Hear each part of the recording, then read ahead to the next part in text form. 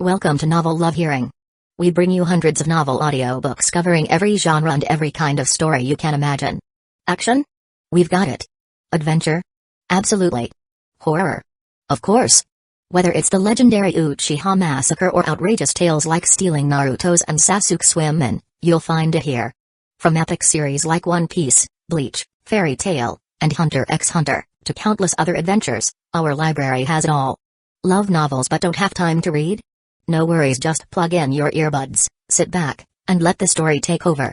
Good listening, and happy hearing, which moved an inch closer, and scarlet blood flowed from his neck. He held his breath for a moment because if the blade on his neck was an inch deeper, it would cut his artery. Stop. Bocce quickly spoke up to stop Hawkeye's actions. I'll ask the captain to come here. Hawkeye stopped what he was doing. With trembling arms, Bocce took out a denden mushi from his arms, hesitated for a moment, and dialed a familiar number. If Hawkeye's sword had been placed on his neck, he might have been able to hold on, but he could not accept watching Shamdai with his own eyes. Soon, a familiar voice came from the other end of the denden mushi. Mashi. Bocce, have you found the target? Hawkeye took the denden mushi from Bocce's hand and said calmly, if you want your men to survive, come to Barity to meet me. The coordinates are. At the other end of the denden mushi, Gawain's face suddenly turned gloomy. Today, the White Knight pirate almost dominates the East Blue. Apart from the Marines, no other force should dare to attack his own people. Even if the Marines attack him, it should not be in this style. Besides, it is still unclear whether there are any Marines in the East Blue that dare to attack his own people. Then there is only one answer. Pirates from the Grand Line? I don't remember ever offending the pirates there in any way. Who are you? Hawkeye said calmly, just a somewhat bored swordsman who enjoys watching new seeds sprout. I accidentally saw some pretty good seeds in the East Blue, and I am looking forward to what kind of flowers they will eventually bloom into. A figure flashed through Gawain's mind. Hawkeye's? Acute perception. Hawkeye slowly retracted the black sword, and for a moment, his interest in Gawain became even stronger. From now on, before sunset tomorrow afternoon, if you can't make it, then your subordinates who are unwilling to betray you will be buried in the sea. Beep. Gawain looked at the denden mushi in his hand, which was gradually losing its power, his expression changing from gloomy to bright.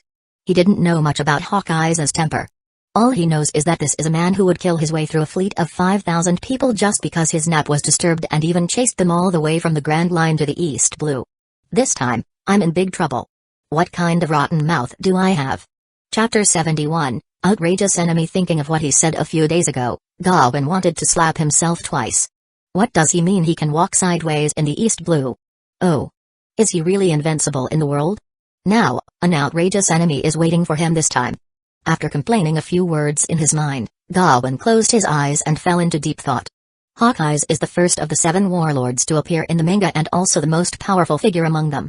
Even in the later period, except for Blackbeard, there was a gap of at least 1 level between him and the other warlords of the sea. For a warlord whose strength has seriously declined, such as Gecko Moria, there may even be a gap of 2 levels. Although Gawain's strength has increased dramatically now, there is still an insurmountable gap between him and Hawkeye's.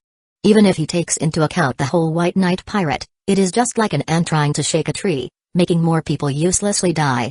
In this situation, the best choice is naturally to abandon the Nyaban brothers, become a coward, and stay out of the spotlight. But Gawain would not do such a thing. He considered himself not a good person, but he was not so cold-blooded. This is especially true when Hawkeye said that his Nyaban brothers and others didn't want to betray him, even if it meant they would die. The fate of these minor characters, who were originally supposed to be used by the Straw Hat Pirates to gain experience, eventually changed because of his arrival. My companion. Gawain murmured, and his eyes gradually became firm. Half an hour later, a small boat, avoiding everyone's sight, slowly left from the Pala Island. There were only 2 people on the boat. Gawain was looking at the nautical chart and the permanent compass to determine the course, and Zoro was manipulating the sails and holding the oars. Now, there was only endless excitement in Zoro's eyes. Captain, are you serious? That man, who's known as the strongest swordsman in the world, really comes to the East Blue? But, he actually targeted you? Is this what they call the attraction between strong people? Zoro couldn't help but guess, only to see Gawain shaking his head with a very serious expression. Compared to that guy, I'm not that strong. Hey, Zoro, why do you think I don't want to bring others with me and only take you? Zoro realized something, his pupils shrank suddenly, and he said in disbelief, even you are not sure you can protect others? Is he really that strong? Ah. Gawain sighed, although I don't want to admit it, the gap between him and me is 100 times greater than the gap between you and me. I don't want to take them with me because if I lose the battle, no one will survive. I brought you with me because this opportunity is far more important to you than life. Zoro stared ahead with a hint of a smile on his face. Ah, after all, it's the strongest swordsman in the world. I also want to know how strong that guy is. Even a monster like you admits that you are no match for him before the fight even starts. You'll find out soon enough. Gawain smiled faintly, but his expression froze the next moment. He looked down at the nautical chart and compass in his hand, then at the heading, and the corner of his mouth twitched. Forget it, just give me the oars. I shouldn't have let you row the boat. Why? Following the route I set, you can still row the boat in the wrong direction. By the time we get to the destination, the bodies of the Nyaban brothers will be cold. Zoro didn't believe it. He took the sea chart from Gawain's hand, compared it briefly, and then his expression fell. At the same time, in Barity, the Nyaban brothers and other pirates had their feet chained and were thrown into an empty storage room in the cabin. Originally, Zeph, the chef and store manager, was unwilling to do this, but his opponent was too strong and offered too much, so he had to put aside his principles and do as he was told. After all, it's about making money. In the storage room, after Sham counted the number of people, he breathed a sigh of relief. Fortunately, there were no casualties. Then he turned to look at Butchie, who was looking guilty. He wanted to say something, but when the words came to his lips, they turned into, Butchie, the captain will understand you. After all, you have no choice in that situation. Ah. Butchie, the 300-pound cat man, lay on Sham and howled loudly. He pressed his face so hard at Sham that his face turned red, and he almost suffocated to death. But, I can't get over it in my heart. Sham patted Butchie's shoulder wordlessly. For a while, the only sound in the storage room was Butchie's quiet sobbing. It didn't stop until late at night. No one had a drop of water all day, and the sound of rumbling stomachs could be heard everywhere in the storage room. Butchie touched his round belly, and he looked listless and lifeless. Everyone was also exhausted both physically and mentally, and they couldn't muster any energy. But at this moment, squeak! The door to the storage room was pushed open. Everyone looked up and saw a figure with short golden hair carrying a large bowl of fried rice, walking in slowly. It smells so good. The tip of Butchie's nose loosened, and a trace of saliva flowed unconsciously from the corner of his mouth. Everyone also looked up at the blond young man who pushed the door open, and their eyes lit up at this moment. Sanji held a cigarette in his mouth, glanced at the pirates around him, and said calmly, "It doesn't make sense for a restaurant to let people leave hungry." After speaking, Sanji divided the fried rice according to the number of people and handed it to everyone one by one. For a while, the only sound in the storage room was the sound of the spoon hitting the plate. Butchie quickly finished a portion of fried rice and looked at Sanji eagerly with the empty plate in his hand. Sanji smiled helplessly, then added another portion to Butchie. Butchie's eyes, which were not big to begin with, narrowed together in an instant, making him look like a fat cat. Only Sham looked at the fragrant fried rice in his hand and did not eat it immediately. Instead, he looked up at Sanji. "We don't have any money to give you now. It's free, so eat it." Sanji found a random place to sit down, took a puff of the cigarette in his hand, and asked, "Hey, what kind of man is your captain?" The last time in Raven Harbor, after Gaza left in anger, he also heard information about Gawain. Without exception, they were all expressions of gratitude from the common people. In the hearts of the common people in Raven Harbor, a pirate is more reliable than a marine. Today, he witnessed the scene where Sham and others would rather die than betray Gawain. Sanji couldn't help but feel a little interested in this man who betrayed his most respected princess and lived alone. "Captain?" Sham was stunned, then put down the plate in his hand, his eyes full of respect. It may be a bit exaggerated to say this, but as a pirate, he is totally unqualified. But as a companion, he is the most reliable one. It was he who gave us scumbags a chance to live again. Chapter 72, He Won't Come. Sham chattered on and on, talking incoherently about his experiences after meeting Gawain. Sanji listened quietly, the cigarette in his mouth burned slowly until he felt a burning sensation on his lips. Only then did he came to his senses and casually pressed off the cigarette holder. He had never actually met Gawain. But just from Sham's words, it can be clearly understood that he is a good man. At least he is a captain who truly cares about his subordinates or companions. This alone is far better than countless pirates roaming the sea in this era. But if Gawain was really such a person, why would he abandon the princess at the most dangerous moment? If he keeps thinking like this, there is only one answer. After Sanji pondered for a moment, he said calmly, "What if he's lying? Or what if he's not coming to save you at all?" Sham was slightly stunned, and then a smile appeared on the corner of his mouth. If possible, I hope the captain won't come. For people like us, it's fine if we die, but it's different for him. He can lead others to go further, to the Grand Line, the New World, and even the legendary One Piece. What a hopeless bastard. Sanji said these harsh words, but he couldn't help but smile without knowing when. It is the existence of these idiots that gives people hope of survival in this hopeless world. He suddenly remembered the experience of surviving with Zeph. Especially in the scene where he sees Zeph giving all the food to himself and eating his own feet to survive. There may never be such a shocking thing again at sea today. 10 minutes later. The pirates in the storage room had already eaten up the fried rice on their plates. Sanji put away the plates and was about to leave, but at this moment, he heard the voices of gratitude from everyone. Blondie, you're a good man, just like the captain. There were a few grains of fried rice on Butchie's face, but the corners of his mouth were almost stretched to his ears, and the fat on his face was trembling. It's a pity that we probably have no chance of surviving. Otherwise, I would definitely let you get on board. The captain will probably like you very much. He has been muttering for a long time that there is a very interesting young man in this ocean-going restaurant. This is the best fried rice I've ever had. Amid the noise of the crowd, Sanji left with the plate in his hand without looking back. Squeak. The door of the storage room was about to close, but at this moment, Sanji's voice came to everyone's ears. That's right. The man called Hawkeyes just said that you are an interesting group of people, and he probably has no intention of taking your lives.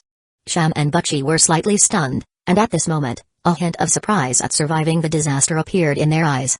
If they had a choice, they would certainly want to live, to stand under Gawain's banner and live as his subordinates.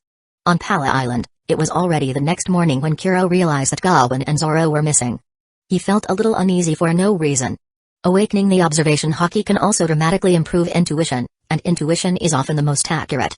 Where on earth did Gawain and Zoro? Kuro frowned. He gathered the pirates who stayed on Pala Island together, and they talked to each other and gradually pieced together the whole picture of what happened. Not only the captain but even Zoro has left. Speaking of which, we have lost contact with the Nayab brothers since yesterday. They were supposed to follow the captain's orders and search for the whereabouts of the Barity in the nearby waters. Is there any connection between the two? Also, a boat is missing in the harbor. It looks like the captain and Zoro must have left in a small boat. Amid the discussion among the crowd, Kuro placed his hand on his forehead. Without saying a word, if it was just a matter about the Barity, Gawain should not have hidden it from himself and his companions. Unless there is something wrong here that involves Gawain's past, so he is unwilling to tell us? No. If that's the case, he shouldn't have taken Zoro with him. He can take Zoro with him, but he doesn't want to take us with him. What's the difference between that kid who only knows how to say he wants to be the strongest swordsman in the world and works so hard? Wait. The strongest swordsman in the world? Kuro's pupils suddenly contracted. Hawkeyes? He was the one who held the Nayab brothers hostage? If that's the case, it makes sense. Bang. Kuro slammed his palm on the table, and the conference room instantly became quiet. Jin glanced at Kuro, not knowing what had happened, and saw Kuro cursing, asshole. Gawain, you damn bastard. After figuring out the whole thing, Kuro didn't even bother to maintain his original image and stood up excitedly. You want to be a hero by yourself? Have you asked our companion's opinion? Nami realized something was wrong, and panic suddenly appeared in her eyes. Mr. Kuro, what happened? Kuro gritted his teeth. That bastard Gawain, he wants to die alone. Everyone was slightly stunned. And then they remembered Gawain's nearly invincible strength, and the slight uneasiness in their hearts completely disappeared. Hey, are you joking? With the captain's strength, not to mention in the East Blue, even in the Grand Line, that may be his opponent. You must be overthinking it, right? What if the opponent is a man from the New World? The strongest swordsman in the world. I've heard Gawain mention that man more than once, and he didn't even consider the possibility of winning. Everyone fell silent instantly and stared at Kuro in a daze because what Kuro said was too shocking. In their opinion, Gawain's strength is already the strongest without any doubt, and the opponent who can make Gawain completely lose confidence in battle, that is. Amid the growing anxiety in everyone's eyes, Kuro continued, this is the only way to explain why Gawain brought Zoro with him. Because for that guy, fighting with the man known as the strongest swordsman in the world is far more important than his own life. And we have become a burden to him. No. He doesn't want to see us die with him. They are going to bear everything alone and rescue the Nayab brothers. As his voice fell, the scene fell into complete silence. Jin bit his lips tightly, hating his own weakness once again. If he could be stronger, could he stand by that man? This is the thought. Jin quietly clenched the tronfa in his hands and stood up without saying a word. Nami pursed her lips tightly. Mr. Kuro, what should we do? We can't just watch the captain die. Of course we won't. Kuro gritted his teeth and said to the pirates around him with a very serious tone, there is a high probability that we will be wiped out in this operation. I won't force you to die with me. That guy will never tolerate such a thing. Get out now if you don't want to die.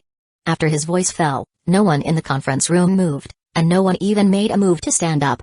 Kuro looked at the determined eyes of the crowd, and the corners of his mouth gradually curled up.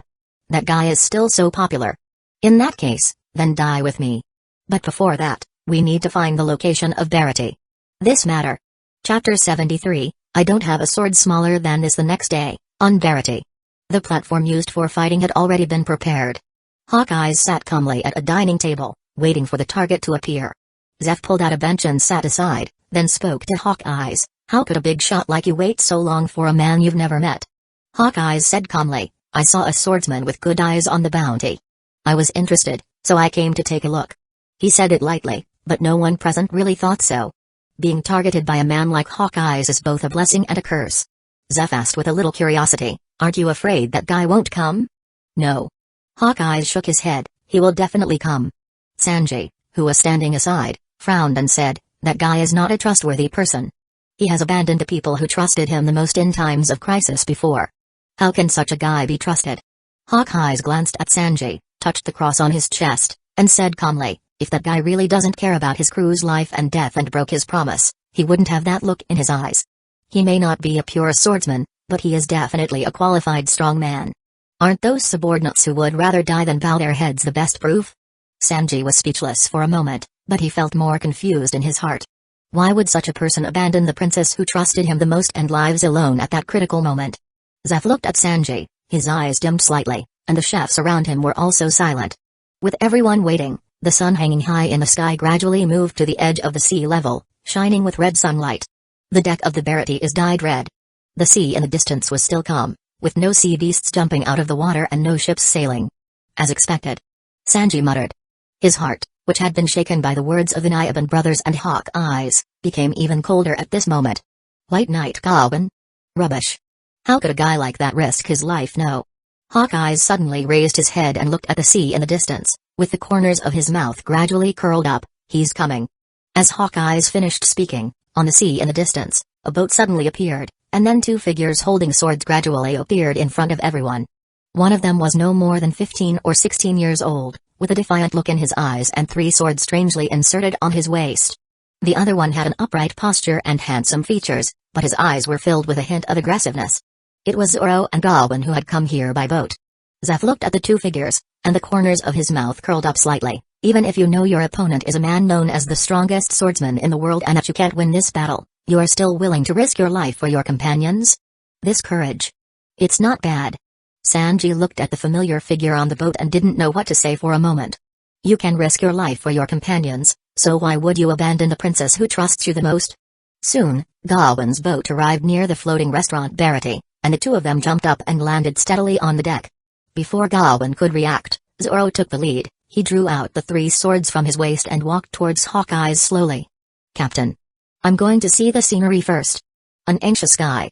Gawain shook his head but did not stop him because he knew that no matter what he said at this time, it could not stop Zoro, who was eager to fight.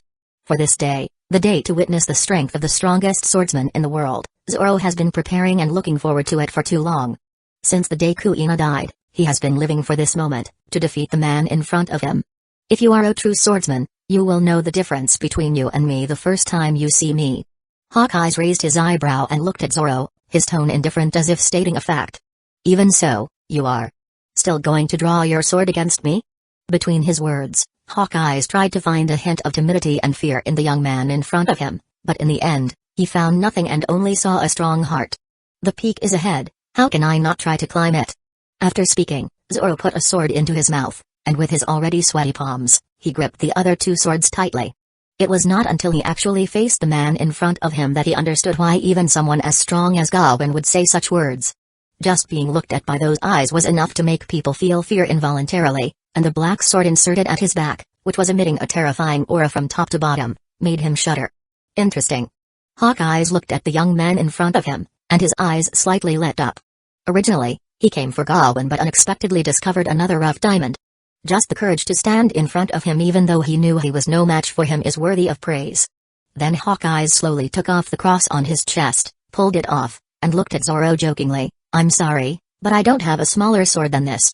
The familiar scene made Zoro's mouth twitch, and he subconsciously turned his head to look at Gawain beside him. "No, do all you swordsmen like to play this game?" Seeing Gawain's embarrassed expression, Zoro looked at Hawkeye speechlessly. "So I have to start by forcing you to draw your sword?" Hawkeye was slightly stunned. Why is it different from what he thought? You could think so. What a bad taste. Zoro muttered, raised both swords in his hands, and took a stance. His aura suddenly changed. Compared with more than a month ago, he was much stronger. His thin clothes fluttered without wind. This attracted the attention of everyone. Patty looked at the dangerous aura emanating from Zoro, and a cold sweat broke out on his forehead. Hey, this kid may not look very old, but his aura is really scary. Even compared to Sanji, he is not inferior. Today's young people are all monsters. TCH. Sanji curled his lips and looked at Zoro in front of him, feeling unhappy for no reason. This guy is quite infuriating. Zeph glanced at him and said with a smile, "This kind of unpleasantness for no reason, maybe there is some special fate between you two. Who wants to be with this guy? Do you still think that White Knight Gawain would be a man who would abandon the princess in times of crisis?" Faced with Zeph's question, Sanji was silent for a moment. The battle in the distance has already begun. With a terrifying aura all over his body, Zoro stomped his feet heavily and covered a distance of dozens of meters in a few steps. His three swords came towards Hawkeye's from three directions, instantly blocking all possible directions of his counterattack. But the dagger in the latter's hand pointed straight forward. Bang! The tip of the dagger was against the point where Zoro's three swords intersected. He tried his best but could not move forward even a bit. Chapter 74, Something More Important Than Life. Zoro was very familiar with the scene before him. Just because 2 months ago, a captain with bad taste did exactly the same thing as the man in front of him.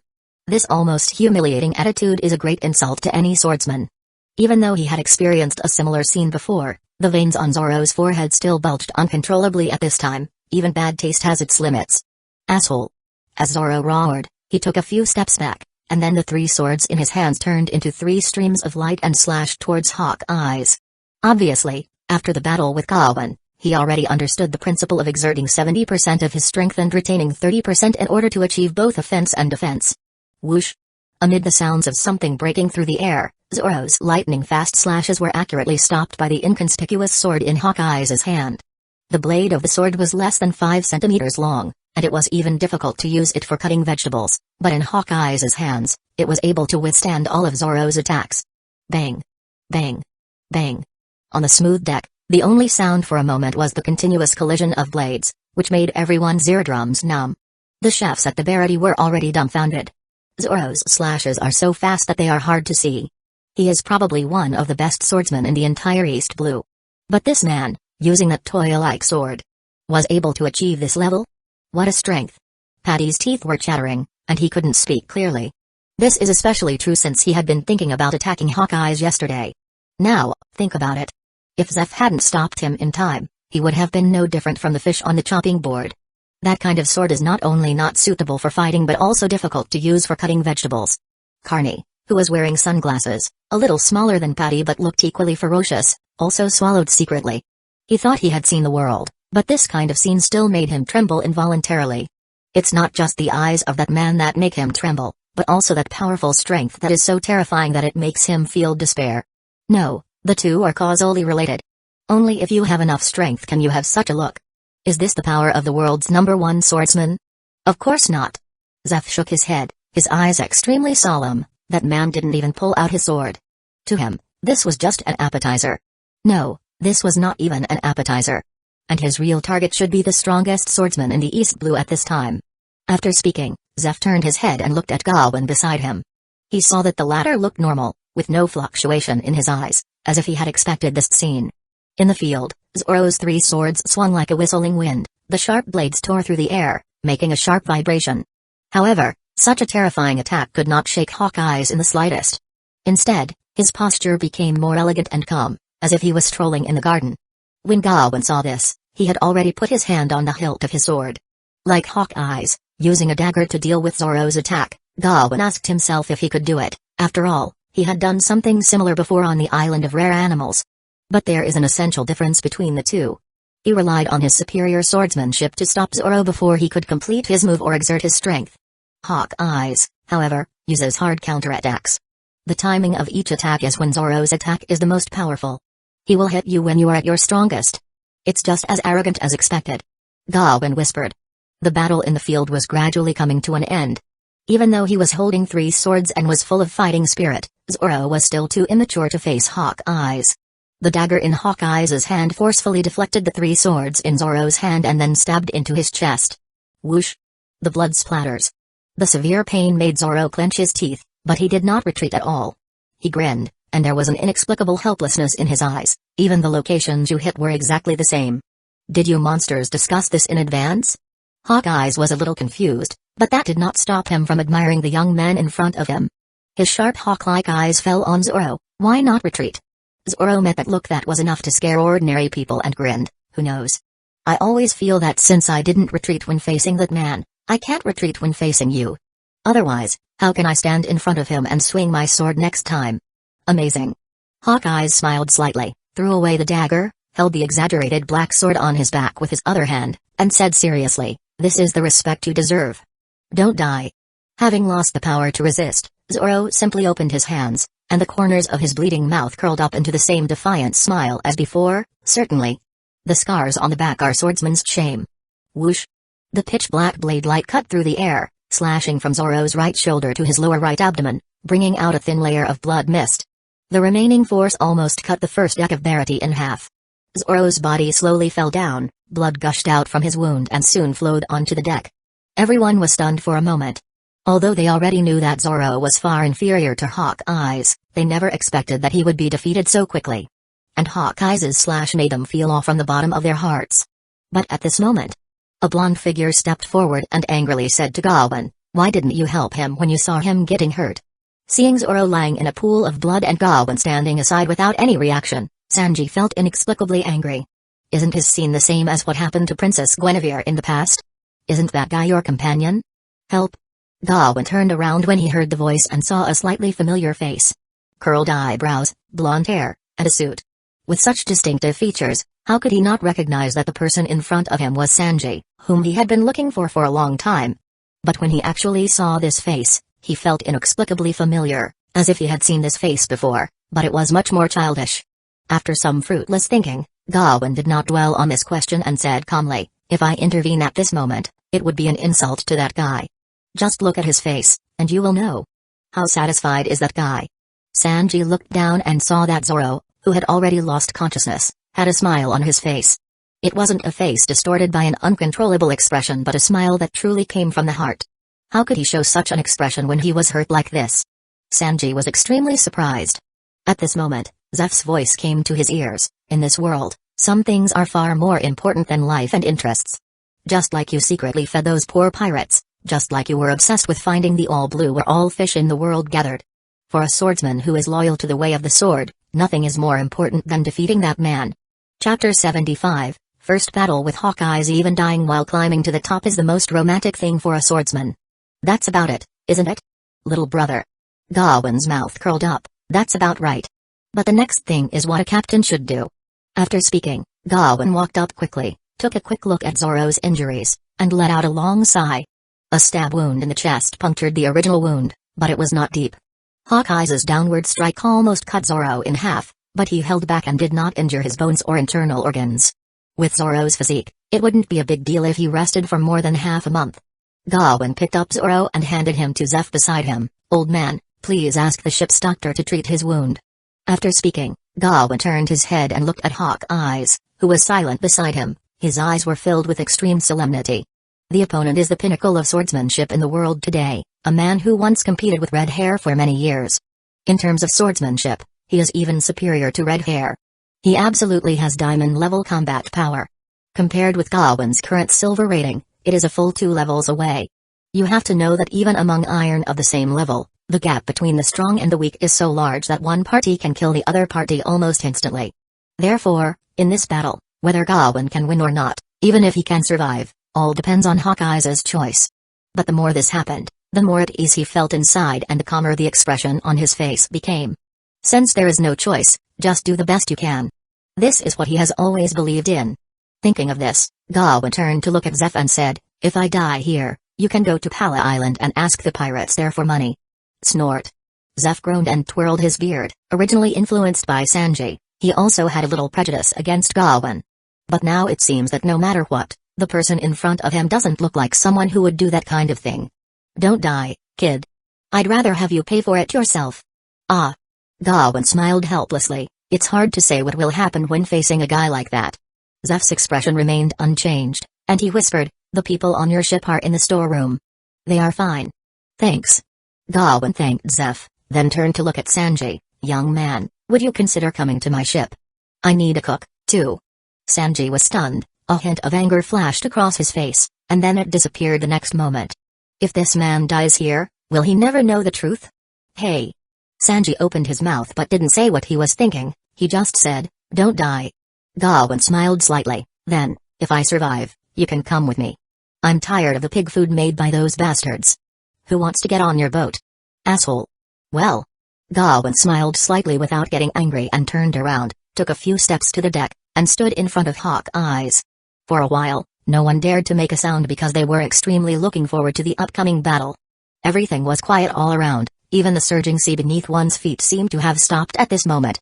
A few seagulls flew over the water, and before they could grab their prey in the water, they flapped their wings and flew high as if frightened, and in a panic, a few feathers fell into the sea.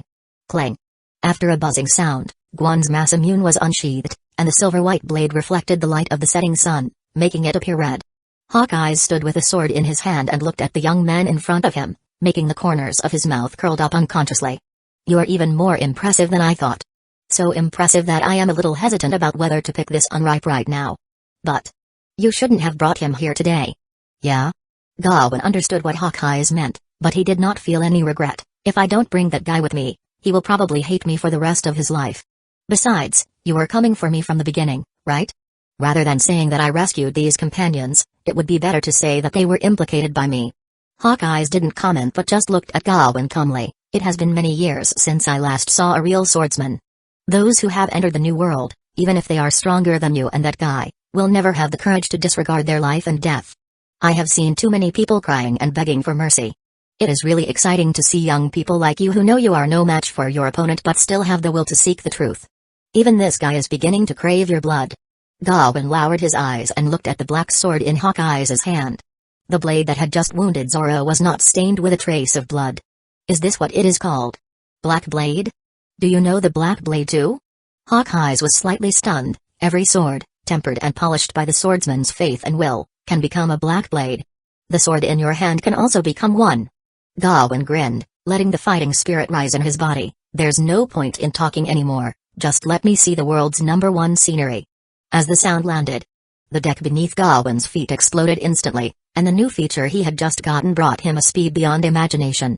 The sound of the deck cracking had not even reached anyone's ears. Gawain's figure already appeared in front of Hawkeye's, and Guan's masamune, whose edge was dyed red due to the afterglow of the setting sun, suddenly stabbed forward. Infinite protrusion. This is Gawain's strongest and fastest move now. The thrust driven by pussyfoot maneuver and flash step was several times faster than the speed he had displayed in Raven Harbor. In addition, Gawain's own skill levels have been breaking through continuously during this period of time. If he gets the initiative, even someone who is stronger than him will take damage when facing this move. Only. That's quite a ferocious speed. Hawkeye murmured, his appreciation barely concealed in his eyes, but his hands did not slow down at all. The sword in his hand also suddenly stabbed forward, one red and one black. The tips of the two swords collided accurately. Boom. The force brought by the collision was released to the deck under the feet of the two people. The deck of the Verity suddenly sank at this moment and was almost overturned because it could not withstand the huge force. The extended deck split directly in the middle, and the recoil force pushed Gawain and the deck under his feet dozens of meters away. What happened? The people who managed to keep their balance looked bewildered. In just a moment, the deck was completely shattered.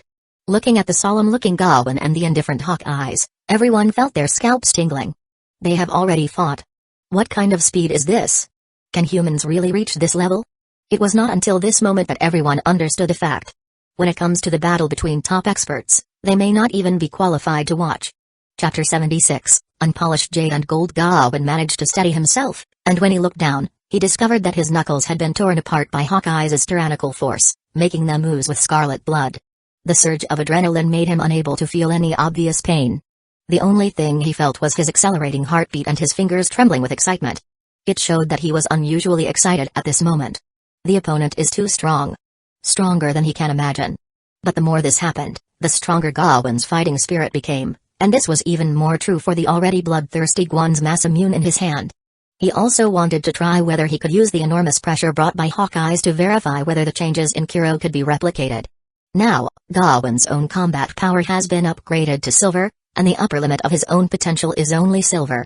In a few months, what happened to the iron-level pirates will most likely happen to him. Silver-level combat power is enough to dominate the East Blue, but it is still far from Gawain's own goal. Since he is unwilling to let the Nayab brothers die, now is the best time to try to understand his true nature through fighting. This is especially true when the opponent is Hawkeye's. Gawain tore off a piece of cloth from his clothes and wrapped Guan's Masamune tightly around his hand while his eyes became fierce, again. Accompanied by Gawain's loud shout. The deck under his feet was immediately submerged by seawater. When he appeared, Gawain had already crossed a distance of dozens of meters and slashed at Hawkeye's with his sword. The airflow caused by the high speed alone made the coat on Hawkeye's shoulders dance wildly. It's getting faster. Hawkeye's looked at the young man in front of him, and for the first time in a long time, he felt his body, his hands, and his sword becoming hotter with excitement. White Knight Gawain. Not bad. Hawkeye's slashed with his sword, and the blade landed on the point where Gawain's attack was the strongest, instantly repelling the latter. While doing all this, the deck beneath Hawkeye's feet didn't even shake. Monster.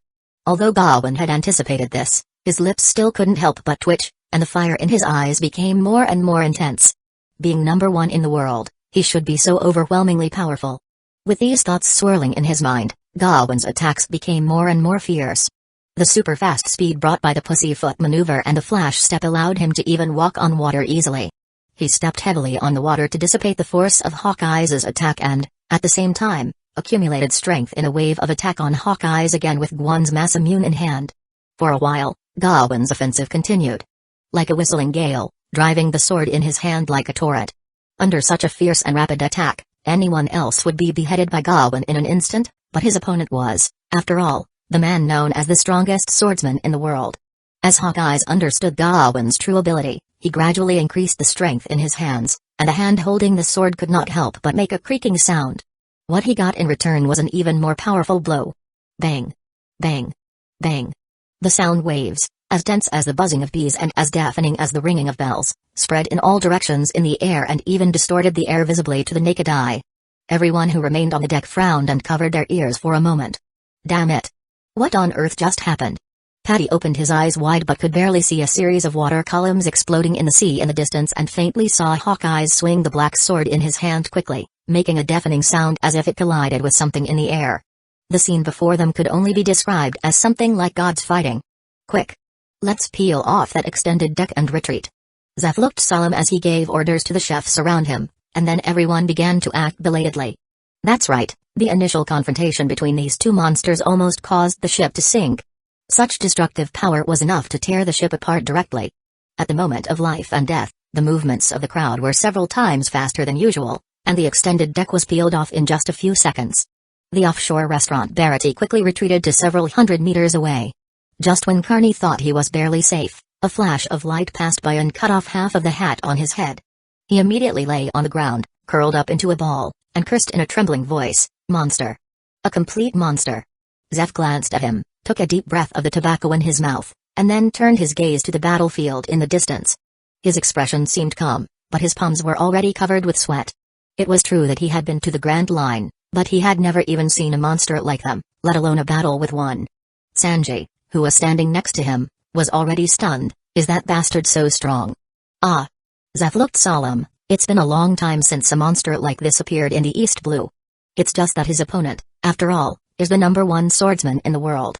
Far away, in the center of the battlefield, Gawain continued to use the pussyfoot maneuver to launch thrusts, but Hawkeye's constantly resolved them.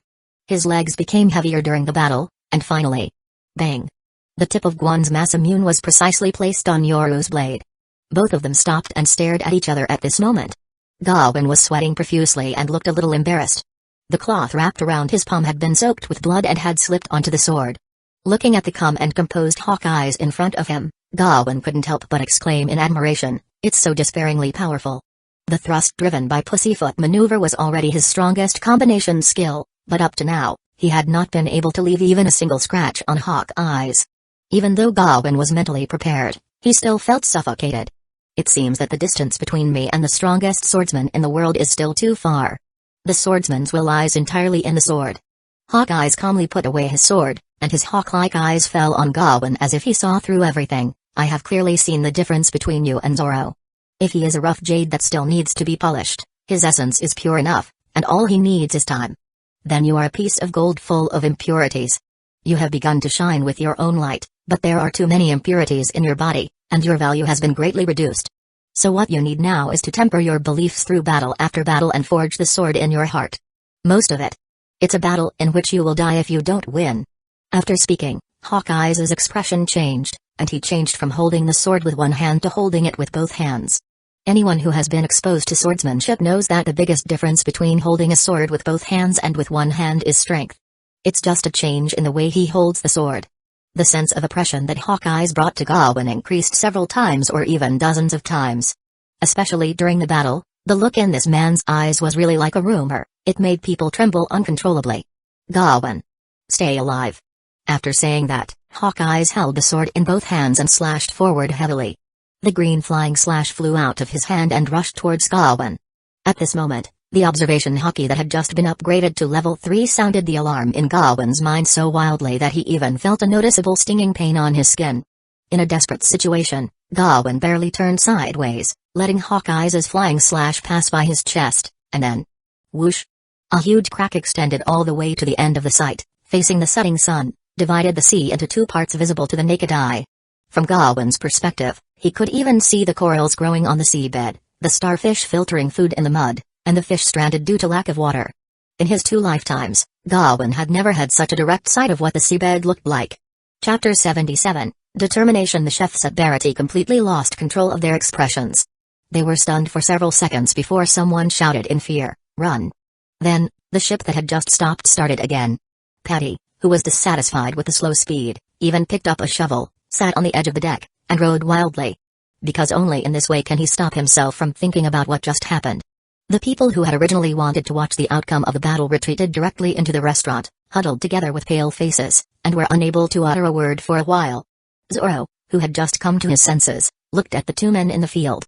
For a moment, he felt an indescribable sense of frustration, but he was only depressed for a moment before he rekindled his fighting spirit. Even Captain Gawain has such a powerful fighting ability hidden?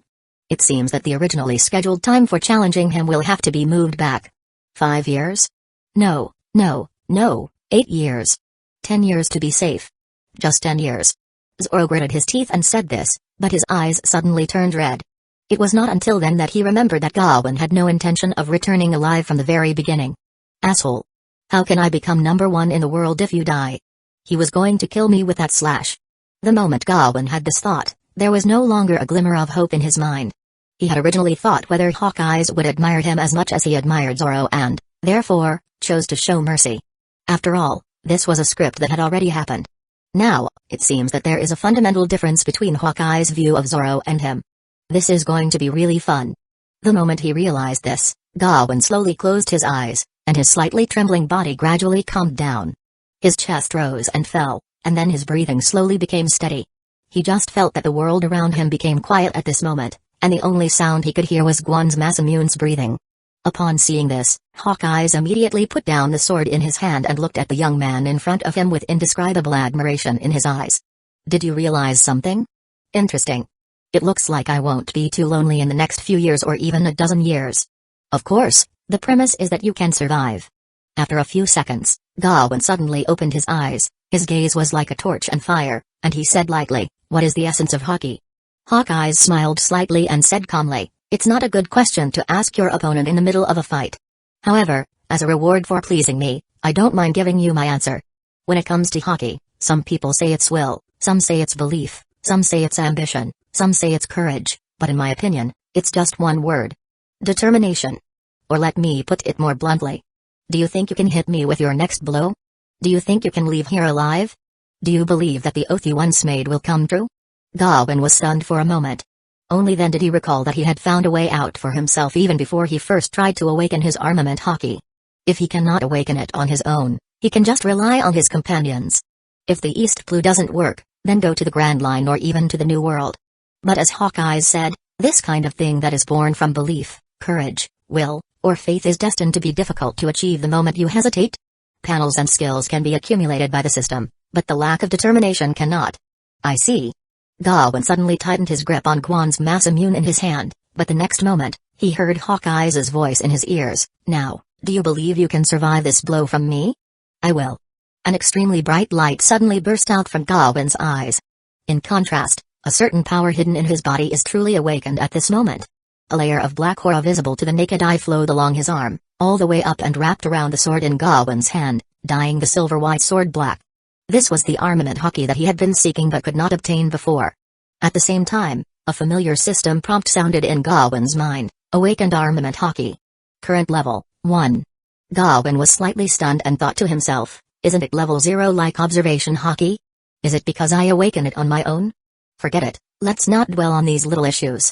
There will be plenty of opportunities to verify them in the future. Anyway. Gawain looked up at Hawkeyes. Now, shall we start the round 2? Amazing. In Hawkeyes' hand, the black sword hummed. But his eyes were focused on the Guan's mass immune in Gawain's hand, which had turned pitch black. In his opinion, the armament hockey in Gawain's hand was still weak at this moment, like a candle flame that would be extinguished by a breeze. It is even further away from being able to refine Guan's mass immune into a black. But Gawain himself is glowing. The glory that is enough to reach the top. At this moment, Hawkeyes even felt reluctant to attack with the intent to kill, but that would be disrespectful to his opponent. This is my respect for you. When Hawkeyes finished speaking, the sun in the distance completely sank below the horizon. A bright moon rose, casting silver light from the sky. The sea's surface was sparkling as if countless pieces of silver were suspended. His figure also moved at this moment. For the first time, the deck beneath Hawkeyes' feet cracked as he stepped on it, and Yoru, which had been thirsty for a long time, also whizzed away. Even though the extremely sharp blade had not yet come close, it made Gawain feel a stinging pain on his skin, and there was even a blood stain on the skin under his clothes. But there was no trace of fear in his eyes. It was because Gawain had an epiphany at this moment. As someone who carries the system, what he lacks is not the means to reach the top but the awareness and determination to reach the top. After all, the hockey is born out of faith, especially the Conqueror's hockey, which is 1 in a million and is another kind of version answer besides the mythical zone fruit. Guan's mass immune, who felt Gawain's will, also trembled at this moment, responding to Gawain's will. Then, the two pitch-black swords met head-on in the air for the first time. Bang! The sharp collision sound was accompanied by a circle of tangible shock waves, which pushed away the surrounding seawater. The deck under the feet of the two men also exploded directly because it could not withstand the terrifying force. The last thing Gawain saw was a black sword slashing towards his neck before he lost consciousness. Gawain could vaguely hear the system's increasingly blurred prompt tone: you understand your true self and temper your will. Your potential. The weather at sea is always changeable. Before the sun sets, the sky is still clear, and now the sea breeze has a hint of coolness. In just a few seconds, a layer of dark clouds as thick as lead gathered in the sky. Thunder roared, lightning flashed, and raindrops as big as bins fell from the sky. It hit the floating pieces of the deck on the sea, sending scarlet blood into the sea and attracting bloodthirsty sharks, but they were afraid of the man with eagle-like eyes and did not dare to approach. This really leaves me with a difficult problem. Hawkeyes looked down at the young man who fell in front of him, letting the blood flow out from the hideous wound on his chest. After hesitating for a while, he put the blade against the young man's neck. But in the end, he didn't have the heart to kill him. Forget it, let someone else teach you this last lesson. Sometimes, in some battles, you have to win even if your opponent is much stronger than you. Hopefully, you won't lose too much by then. After saying this, Hawkeyes turned around and was about to leave, but his steps suddenly stopped at this moment. Whoosh! Blood suddenly burst out from Hawkeyes' shoulder. He turned his head and noticed the clothes on his shoulders had been torn at some point, and an obvious scar on his exposed skin was extremely conspicuous at this moment. Chapter 78, Golden Level Potential. The wound was not deep and was far from affecting combat effectiveness. But the shock that Hawkeyes felt at this moment was difficult to describe in words, especially when he noticed the conspicuous blood on the blade of Guan's mass immune. In the heavy rain, Hawkeyes raised his hand and pressed the wound on his shoulder, letting the blood flow out from between his fingers and be washed away by the rain. Am I careless? But how long has it been since I felt this familiar pain? Yes, ever since that guy lost his right hand, no one can leave scars on me with a sword anymore. This is really exciting. Did I survive? When Gawain woke up, it was already the afternoon of the next day. He turned his head to look to the side and saw Zoro, who was wrapped in bandages, sleeping soundly. After seeing his chest rise and fall steadily, he let out a long sigh. The rainstorm last night came quickly and went away even faster. Apart from a slight smell of seawater in the air, there was no other trace left. At this moment, the tightly closed curtains cannot block the bright sunlight outside the window. Gawain reluctantly sat up, opened the curtain with one hand, and let the warm sunlight shine on his body to dispel the cold. His heart calmed down for a moment, but the battle with Hawkeyes lingered in his mind. The powerful force that easily resolved all his attacks and directly cut the sea apart with one slash gave him a substantial understanding of the world's top combat power. Each of these beings standing at the top is equivalent to a walking nuclear weapon. It is no wonder that the world government does not dare to act rashly in the face of the four emperors. I'm still too weak. Even if no one told Gawain the truth at this moment, he roughly understood why he was able to survive. It was probably because he followed the same script as Zoro. I don't want to experience this feeling of powerlessness and entrusting my life to the mercy of others again in my life. However, awakening the armament Hawkeye is a pleasant surprise. More importantly, combined with the ideas given by Hawkeyes, I also know how to awaken the Hawkeye. After speaking, Gawain calls out the system interface. Host, Gawain, age, 24, identity, Captain of the White Knight Pirate, skill, greater than swordsmanship, level 9, 201 7000, feature, swiftness greater than physique, level 9, 1734 5000, feature, equilibrium greater than pussyfoot maneuver, level 5, 17 5000, feature, flash step greater than observation Hawkeye, level 3, 401 3200, greater than navigation, level 3, 351 800, greater than armament Hawkeye, level 1, 0 1000, badge, greater than captain's fury, subordinates physical strength recovery speed plus 20%. Greater than rising fame, you can check the potential level of your subordinates. Rating, silver, you have understood your true self, tempered your will, and taken the first step on the road to becoming the strongest. Over the past few days, his experience in various skills has increased slightly. It's not much, but it's very solid. What really caught Gawain's attention was the comments in the rating column, understood my true self.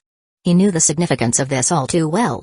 According to the system, potential ability is the upper limit of growth calculated based on the host's current abilities and physical talents. Normally, the limit of potential is the limit of individual growth. Once this barrier is touched, unless one breaks through the upper limit of one's potential through special means, no matter how hard one practices, it will be difficult to make progress, and the best that one can do is to maintain one's status. Just like the pirates who had exhausted their potential under Gawain before, understanding one's true self is a method that Kuro has verified to break through the upper limit of one's own potential. This is one of the reasons why Gawain had tried to fight Hawkeyes with his life on the line before. He couldn't just leave the Nyaban brothers alone, and he also wanted to try to use Hawkeyes' pressure to help himself break through this limit. Now, it seems that the results are not bad.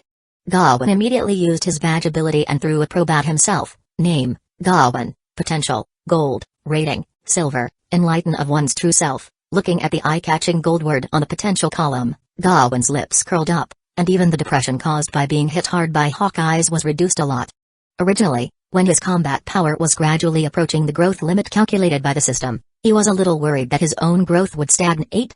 Just like those pirates under his command whose potential is only at the iron level, it is difficult for them to make further progress.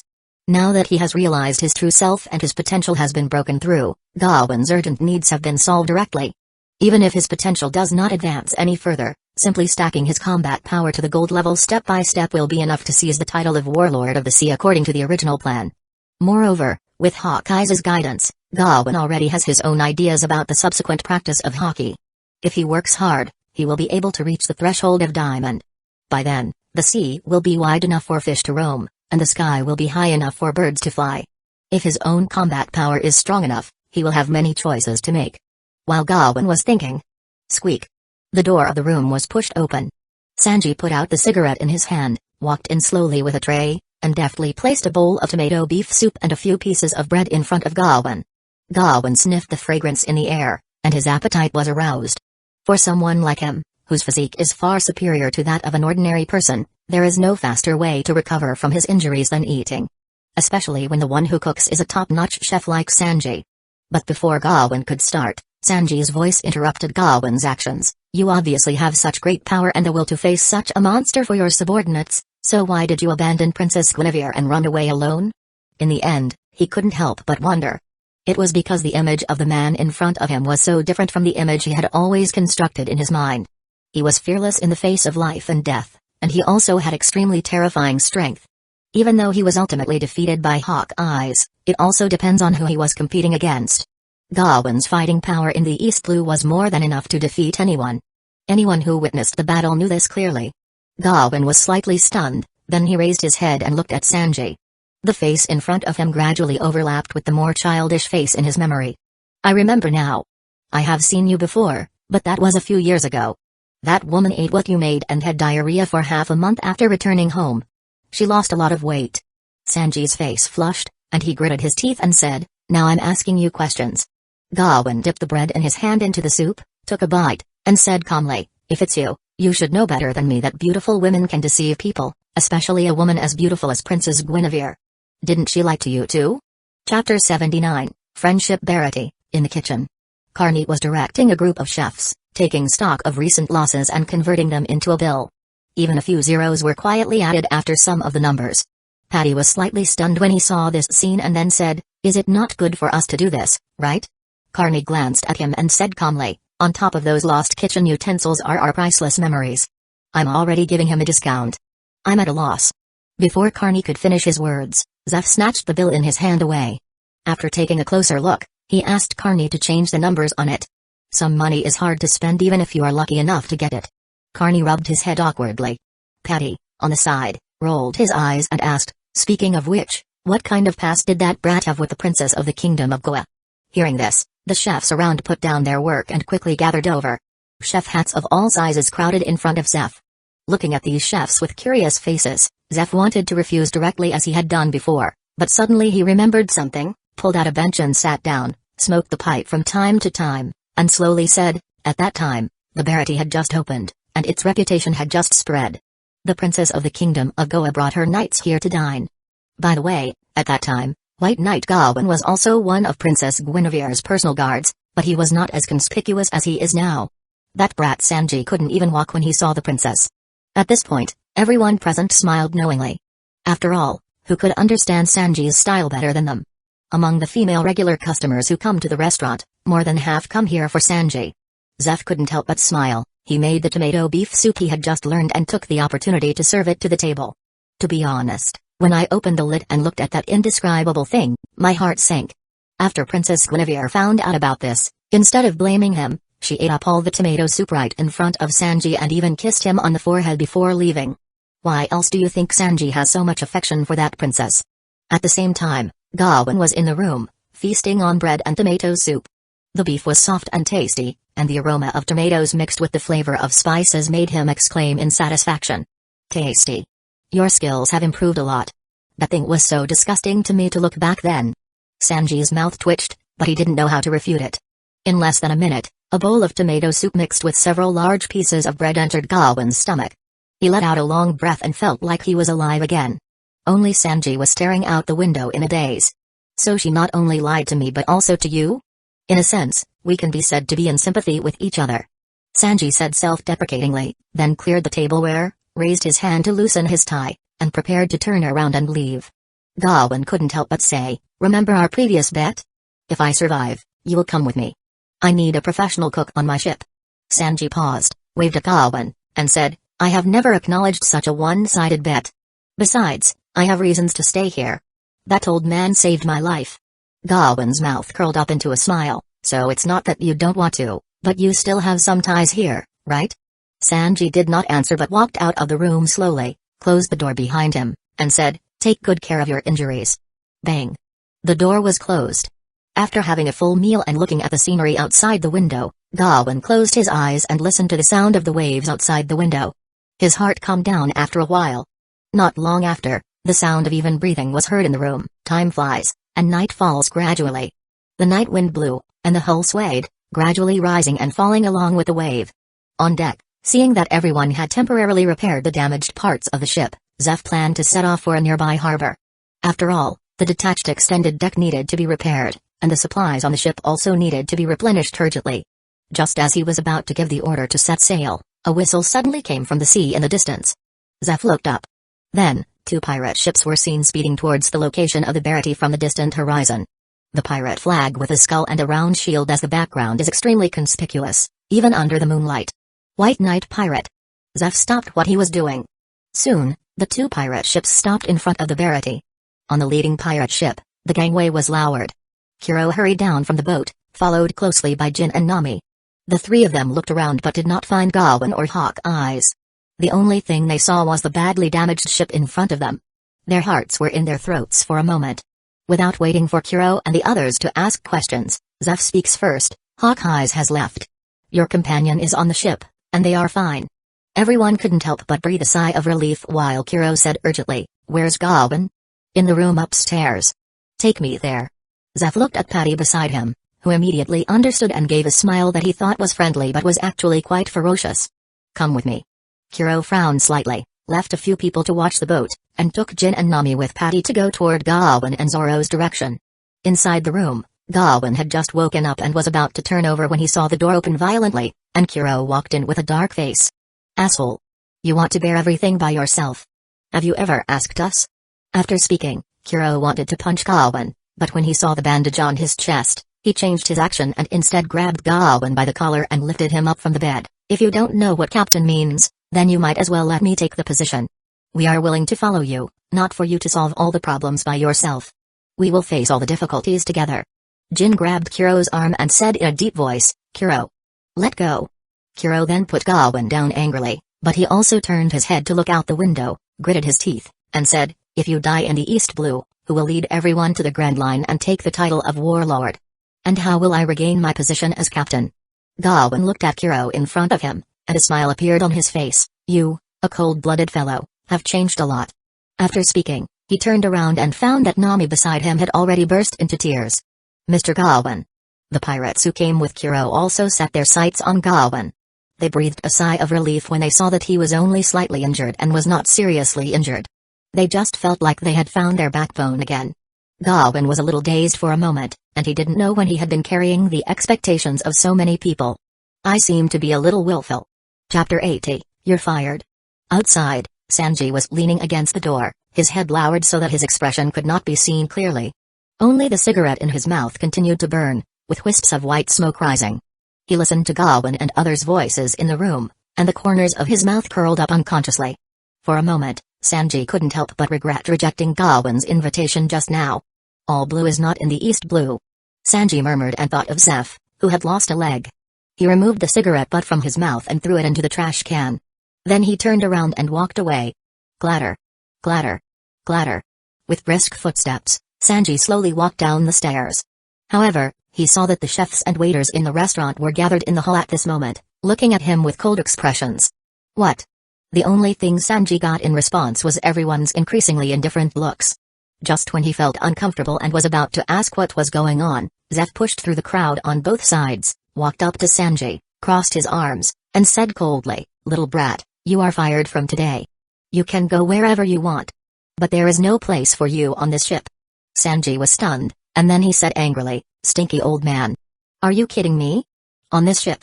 As Sanji spoke, he looked around the crowd and saw that everyone had the same cold expression on their faces. Everyone. Go away, little brat. No one on this ship wants you to stay. Go. Go wherever you want to go. Angry shouts continued to be heard from the crowd. Patty and Carney rolled up their sleeves, walked up to Sanji, knocked him to the ground with one push, and said viciously, From today on, there is no place for you in this restaurant. After speaking, the 2 men lifted Sanji and threw him onto the deck, then closed the door of the restaurant without waiting for him to react. Bang. Accompanied by the sound of a door closing, Sanji looked around in confusion. All he can see is the endless sea and a bright moon in the sky. Where can he go on this vast ocean? When Sanji thought of this question, he was slightly stunned. When he turned around, he saw a fluttering pirate flag. At this moment, Sanji then understood why Zeph had fired him and why the chef on the ship was so indifferent to him. Do you think I will thank you for this? In the restaurant window, Zeph looked at Sanji on the deck, took a puff at his pipe, and murmured, I am an old man, and I don't want you to sacrifice your dream." Everyone looked at Sanji howling outside the window, and there was pity in their eyes, but they knew better that a man with his own dreams should not be bound here. He should go to a wider world to pursue the legendary All Blue. Patty and Carney, who were standing by, hugged each other and cried. Although Sanji is violent, he also ignored the ship's regulations and gave food to those poor guys, but... hateful. I am such a coward. The next moment, the two strong men, weighing nearly 400 pounds in total, hugged each other tightly, and their tears flowed so fast that Zeph's mouth twitched. He subconsciously took 2 steps back for fear that the tears would splash on him. Although it happened a few years earlier than I expected, that man is undoubtedly strong and reliable. Only by following him can Sanji see a wider world. Zeph muttered to himself.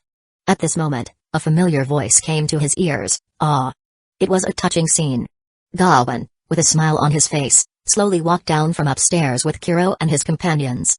Zoro, who was still unconscious, was carried on a stretcher by 2 pirates and followed behind them. Zeph glanced at him and said calmly, "You can see that brat is just being tough on the outside, but his heart is already on your boat. Take him away. Out of sight, out of mind." After saying that, Zeph simply put his hands behind his back, pushed through the crowd, and walked out. Patty and Carney looked at Gawain with fear in their eyes, but they still mustered up their courage and said viciously, "Although that guy has a bad personality, he is still a man who walked out of this ship after all. If you dare to let him get hurt, I will bite a piece of your flesh off, even if it means I will die." Gawain said calmly, "Ah. That guy is the crew member I want. Don't worry." Seeing this, the two of them breathed a sigh of relief. The people surrounding the restaurant gradually dispersed, and under Patty's guidance, Gawain found the Naib brothers and a group of crew members who were locked in the storage room. Seeing that Gawain was fine, the two of them finally let go of their worries and were filled with joy at having survived the disaster. "Captain." Gawain looked at the 2 fat cats rushing towards him. His mouth twitched, and he immediately reached out and held them down. "Wait. You two need to lose weight." The two of them were stunned, looked at their growing bellies, scratched their heads awkwardly, and laughed foolishly, hee hee. Gawain shook his head helplessly and asked someone to remove the chains on their feet and leave with him. On deck, when Sanji saw the door open, he thought that Zeph and the others had changed their minds. Just as he was about to speak, he found out that it was Gawain who had come out. "How about it? Brother, if you are not allowed to stay here, it seems that your only remaining destination is my ship." Gawain said calmly and threw a probe at Sanji, confirming that he had gold-level potential without a doubt. "What a joke." Sanji gritted his teeth and refused without thinking, "I'm the cook on this ship." Gawain placed one hand on Sanji's shoulder and pointed at Nami with his other hand. "That's the navigator on our ship, you. Captain, from today on, I will be the ship's cook. Please take care of me." Gawain had not yet finished speaking, but Sanji had already rushed to Nami, his nostrils flared, his eyes full of love, looking like a pervert. He grabbed Nami's hand and was about to kiss it, but out of the corner of his eyes, he saw a hand getting bigger and bigger. Bang! After a crisp sound, Sanji did 3.5 turns in the air and landed on his head. A big bump appeared on his head that was visible to the naked eye. "Are you a pervert?" Nami's forehead veins throbbed. She grabbed Sanji's feet and dragged him onto the boat. The deck fell silent for a moment. All the pirates had expressions of fear on their faces as if they were meeting Nami for the first time. How terrible. Big sister Nami. In the cabin, seeing this, Zeph, who was looking at the scene on the deck through the porthole, rolled his eyes and felt that his previous worries were unnecessary. He deserves to die. Patty and Carney gnashed their teeth, and everyone in the restaurant was speechless. Gawain's mouth twitched slightly, and he led everyone onto the deck. Soon, 2 whistles were heard from the pirate ship. When the sails are hoisted. Sanji, who had calmed down, stood at the stern, looked back at the gradually shrinking Verity, and silently lit a cigarette for himself. Chapter 81, Devil Fruit Encyclopedia. Gawain patted Sanji on the shoulder. "When our name spreads across the sea, it will reach them." Sanji exhaled a puff of smoke, then turned around and asked, "Captain, can we hire a group of beautiful female chefs in the kitchen?" While speaking, Sanji was so excited that he couldn't even hold the cigarette butt in his hand, and his mind was full of thoughts. Gawain's mouth twitched. "I shouldn't have comforted you." Raven Harbor, in the Lord's mansion. Gaza took the Devil Fruit Encyclopedia she had just acquired and looked through it carefully. The paper still has the scent of ink, and the types of devil fruits recorded on it almost cover all known devil fruits. From the basic Parimsha fruit, Logia fruit, and zone fruit to the more advanced and special Parimsha, ancient zone, mythical zone, and so on, the prototypes of the devil fruits possessed by the famous people with special abilities in this sea can all be found here. This version of the devil fruit encyclopedia is almost the most comprehensive on the sea. Jasmine stood next to Gaza and leaned her head closer. For a while, all kinds of strange and bizarre images of devil fruits appeared before the two of them. A few minutes later, Jasmine exclaimed, "Miss, this is the one you ate." Gaza unfolded the illustrated book and placed it on the table. This page of the encyclopedia showed the devil fruit that Gaza had eaten before. Paramsha, smooth fruit. It can drastically change a person's appearance while also making objects it touches lose friction. During this period, Gaza gradually became familiar with her ability, and even her own combat effectiveness significantly improved. At least the guards in the harbor were no longer her match, and they were barely able to protect themselves. Devil fruits are truly magical. Even a person's appearance can be changed to this extent. After speaking, Jasmine glanced at Gaza quietly and said, "Miss, what do you think of Mr. Gawain's reaction when he sees you like this?" Gaza was stunned for a moment, and a blush appeared on her face. Then she reacted and looked at Jasmine with embarrassment. "Well, now you dare to make fun of me. You will work overtime with me tonight." Ah. Jasmine wanted to cry but had no tears, and she felt like she had lost her soul. With a smile on her face, Gaza said, "Okay, I won't bully you anymore. Our current mission is to find the fruit that we want to give to Mr. Gawain." Jasmine nodded repeatedly, fearing that Gaza would change her mind if she was a step slower. She turned around, took out a box from the safe, and placed it on the table. After Gaza opened it, a strange orange-red fruit, covered with thorns and with two curved corners on the stem, lies quietly on the table. The two of them compared the pictures one by one according to the atlas, and soon, it was late at night. The illustration in Gaza's hand was getting thinner and thinner, and the two men's expressions were getting weirder and weirder. When the illustration turned to the last page, among the thousands of devil fruits recorded, none of them could match the one in their hands. How come there isn't any? Gaza frowned, thinking she had missed something. Then, she checked again but still found nothing. Strange. Just as she was about to continue, she saw that the sun had risen outside the window. Jasmine had already fallen asleep on the table, with saliva dripping from the corners of her mouth, wetting her sleeves and the table. Gaza smiled indulgently upon seeing this, and then she took a blanket and put it on Jasmine. At the same time, on an island in the Grand Line, a tall, thin man wearing a mask was sitting in a chair, listening quietly to his subordinates' reports. "Hanafuda-sama, the devil fruit you were tracking, has been confirmed to have flowed into Raven Harbor in the East Blue. But hasn't our goal always been the ancient zone? That fruit is not recorded in the devil fruit encyclopedia. Why did you spend such a huge manpower on it?" Hanafuda glanced at him, and when he thought of the fruit, a trace of longing appeared in his eyes. "If I hadn't already eaten a devil fruit, I would have wanted to eat it. After all, that fruit has a powerful power comparable to Kaido's fruit. The rarest of all devil fruits. Don't ask questions you shouldn't ask." As the sound landed, the subordinate who had just reported the incident knelt down with a look of horror while his body shook like a sieve. This is because the man standing in front of it is one of the 7 warlords of the sea, one of the 3 major forces at sea, along with the Marines and the 4 emperors. Hanafuda, the king of lizards. Once such a person gets angry, the consequences will be unbearable for him.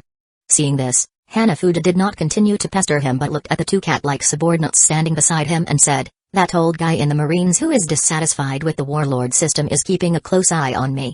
If I take any action, I will be targeted immediately." Fortunately, the devil fruit only flowed into the weakest sea, the East Blue. With your strength, you are more than enough to defeat anyone there.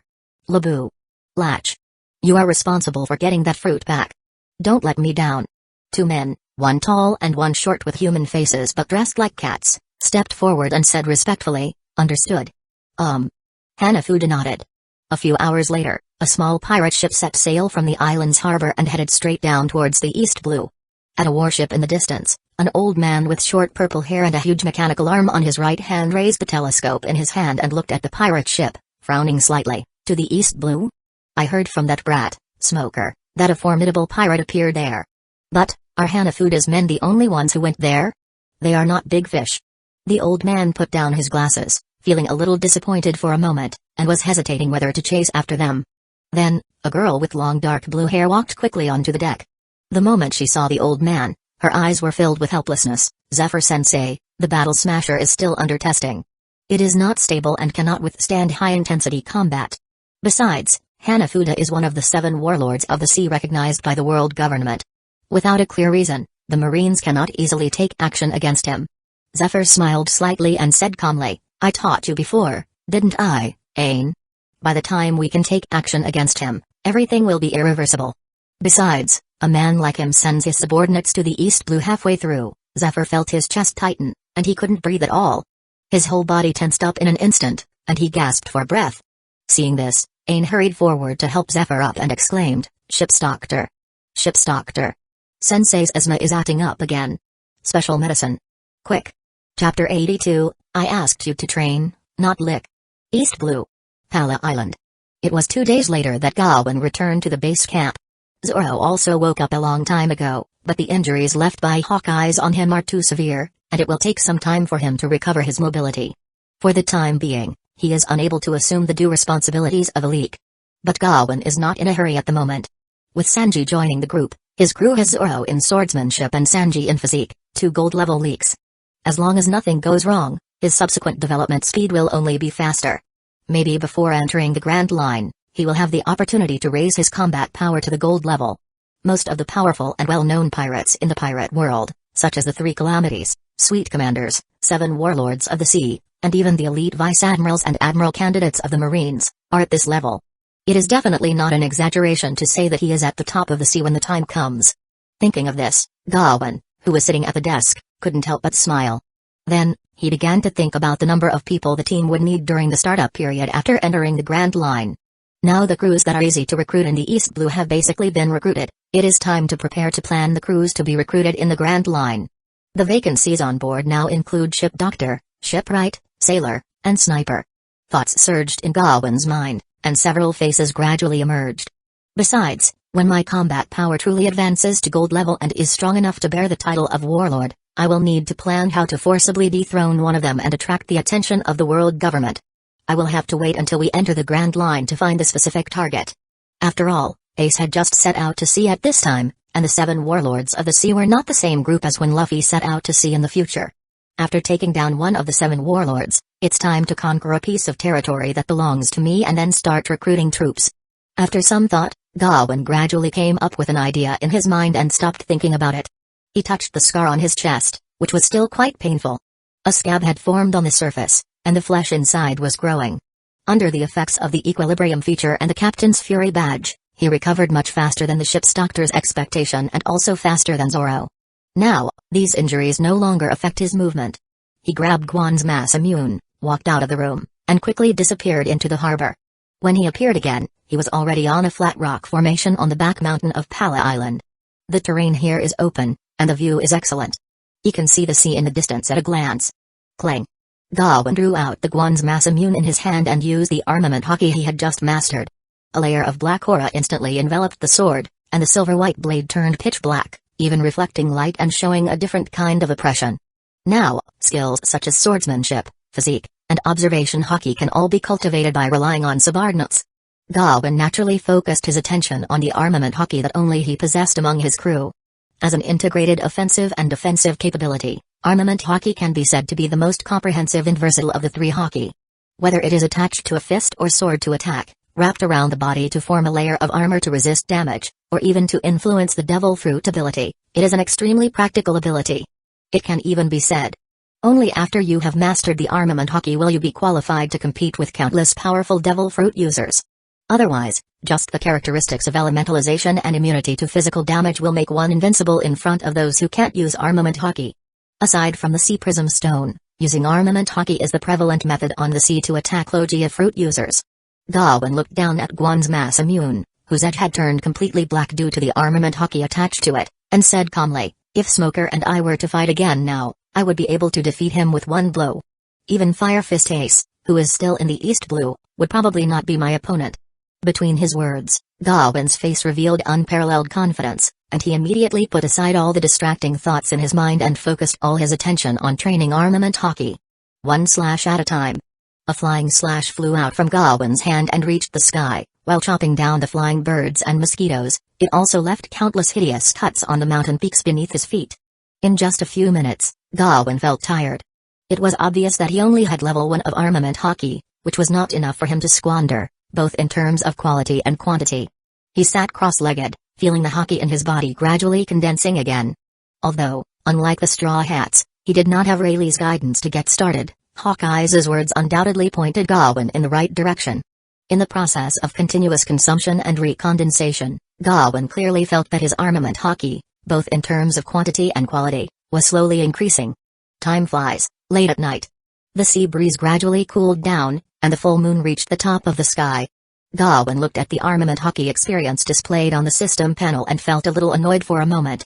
I worked hard for a whole day, but in the end, I only gained 8 experience points in total. According to the system's ratio, if a subordinate with a talent close to mine practices armament hockey, I can gain 80 experience points a day. Gawain's mouth twitched. As expected, hard work alone is not as fast as cheating. We have to find a way to get these leaks to come into contact with the armament hockey. Other ordinary pirates have limited talents, so I can ignore them for now. After all, the most important thing for them is to train their physique first. It would be harmful rather than beneficial to be exposed to hockey now. However, with Sanji joining us, the benefits to our physical health should increase significantly. Amid Gawain's words, the familiar system prompt sounded again: physique experience plus 216. Swordsmanship experience plus 3. Pussyfoot maneuver experience plus 43. Observation hockey experience plus 77. My physique has only increased by over 200? Gawain frowned.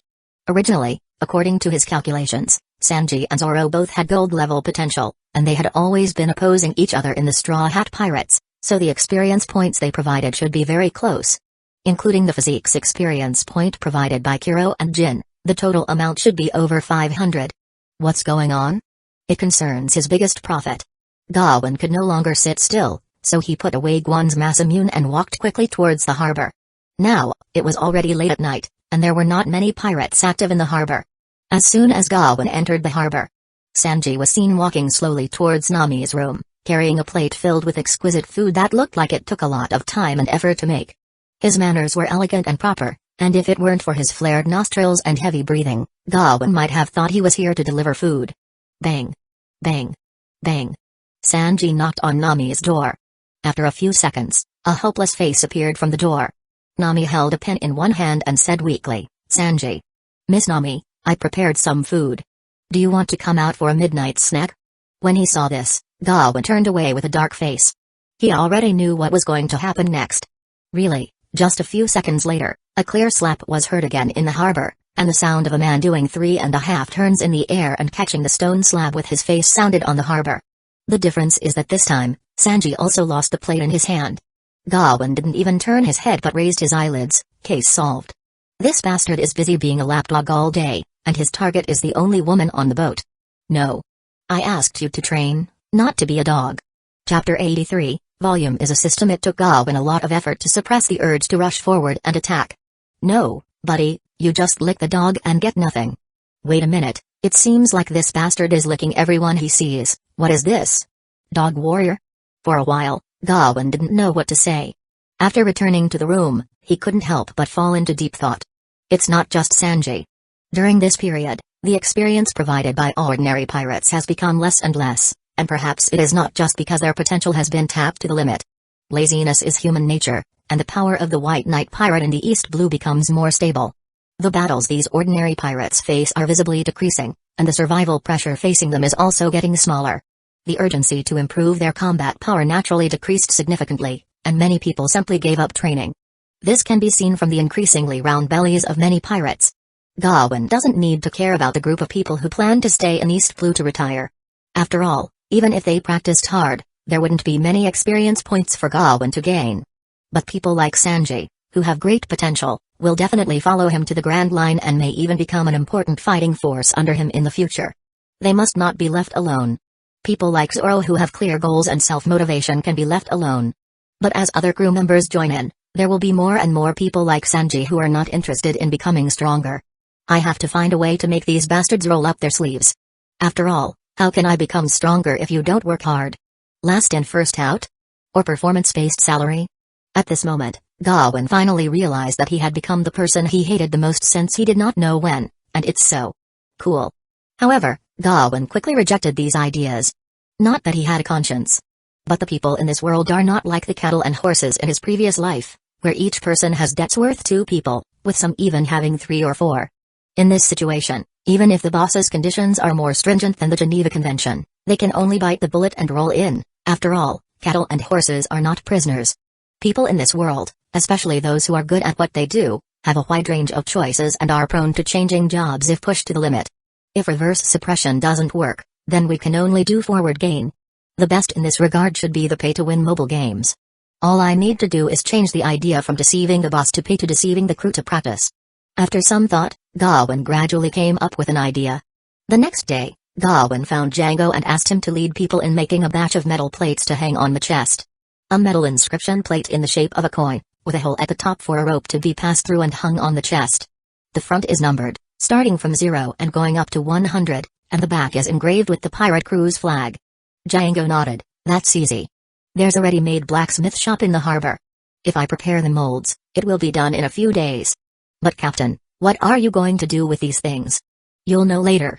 Gawain did not explain but added, by the way, the inscription plates numbered 1 to 10 are made of gold, and their workmanship is different from the inscription plates behind them. The inscription plate numbered 0 is embellished with gemstones, and the captain's symbol is engraved on the front. In addition, create another batch of inscription plates with the same quality as serial numbers 0 to 10, without numbers engraved on them and with the front side left blank. I will adjust them based on the situation later. No problem.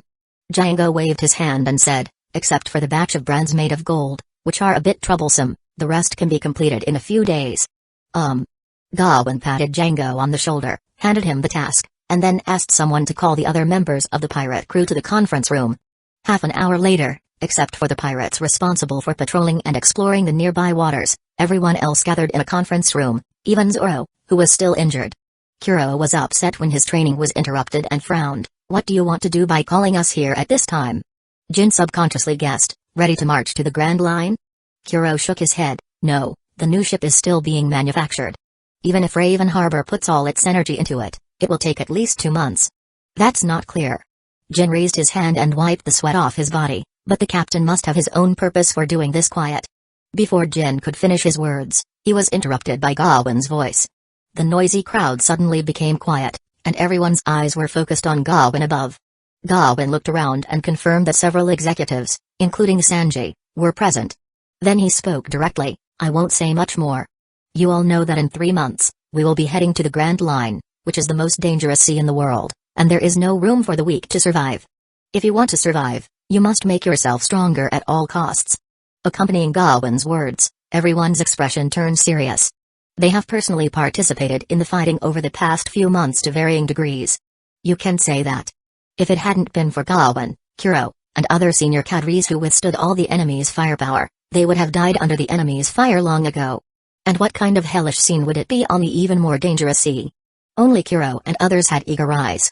Gawain was not surprised by the crowd's reaction and continued, at the same time, in order to confirm your position in the team, we will hold the first martial arts tournament in 3 months. Your ranking will determine your position in the ship in the future. From today on, 30% of the pirate crew's net profit each year will be set aside as dividends for the top 100 crew members. The higher the ranking, the higher the dividend ratio. The top 10 crew members will also have priority in choosing treasures such as devil fruits and famous swords. For the top 3 people, I can agree to one request within a reasonable range. As the sound landed, everyone looked at Gawain with their eyes frozen for a moment, followed by a burst of warm cheers. Zoro, Kuro, and Jin's eyes instantly burned.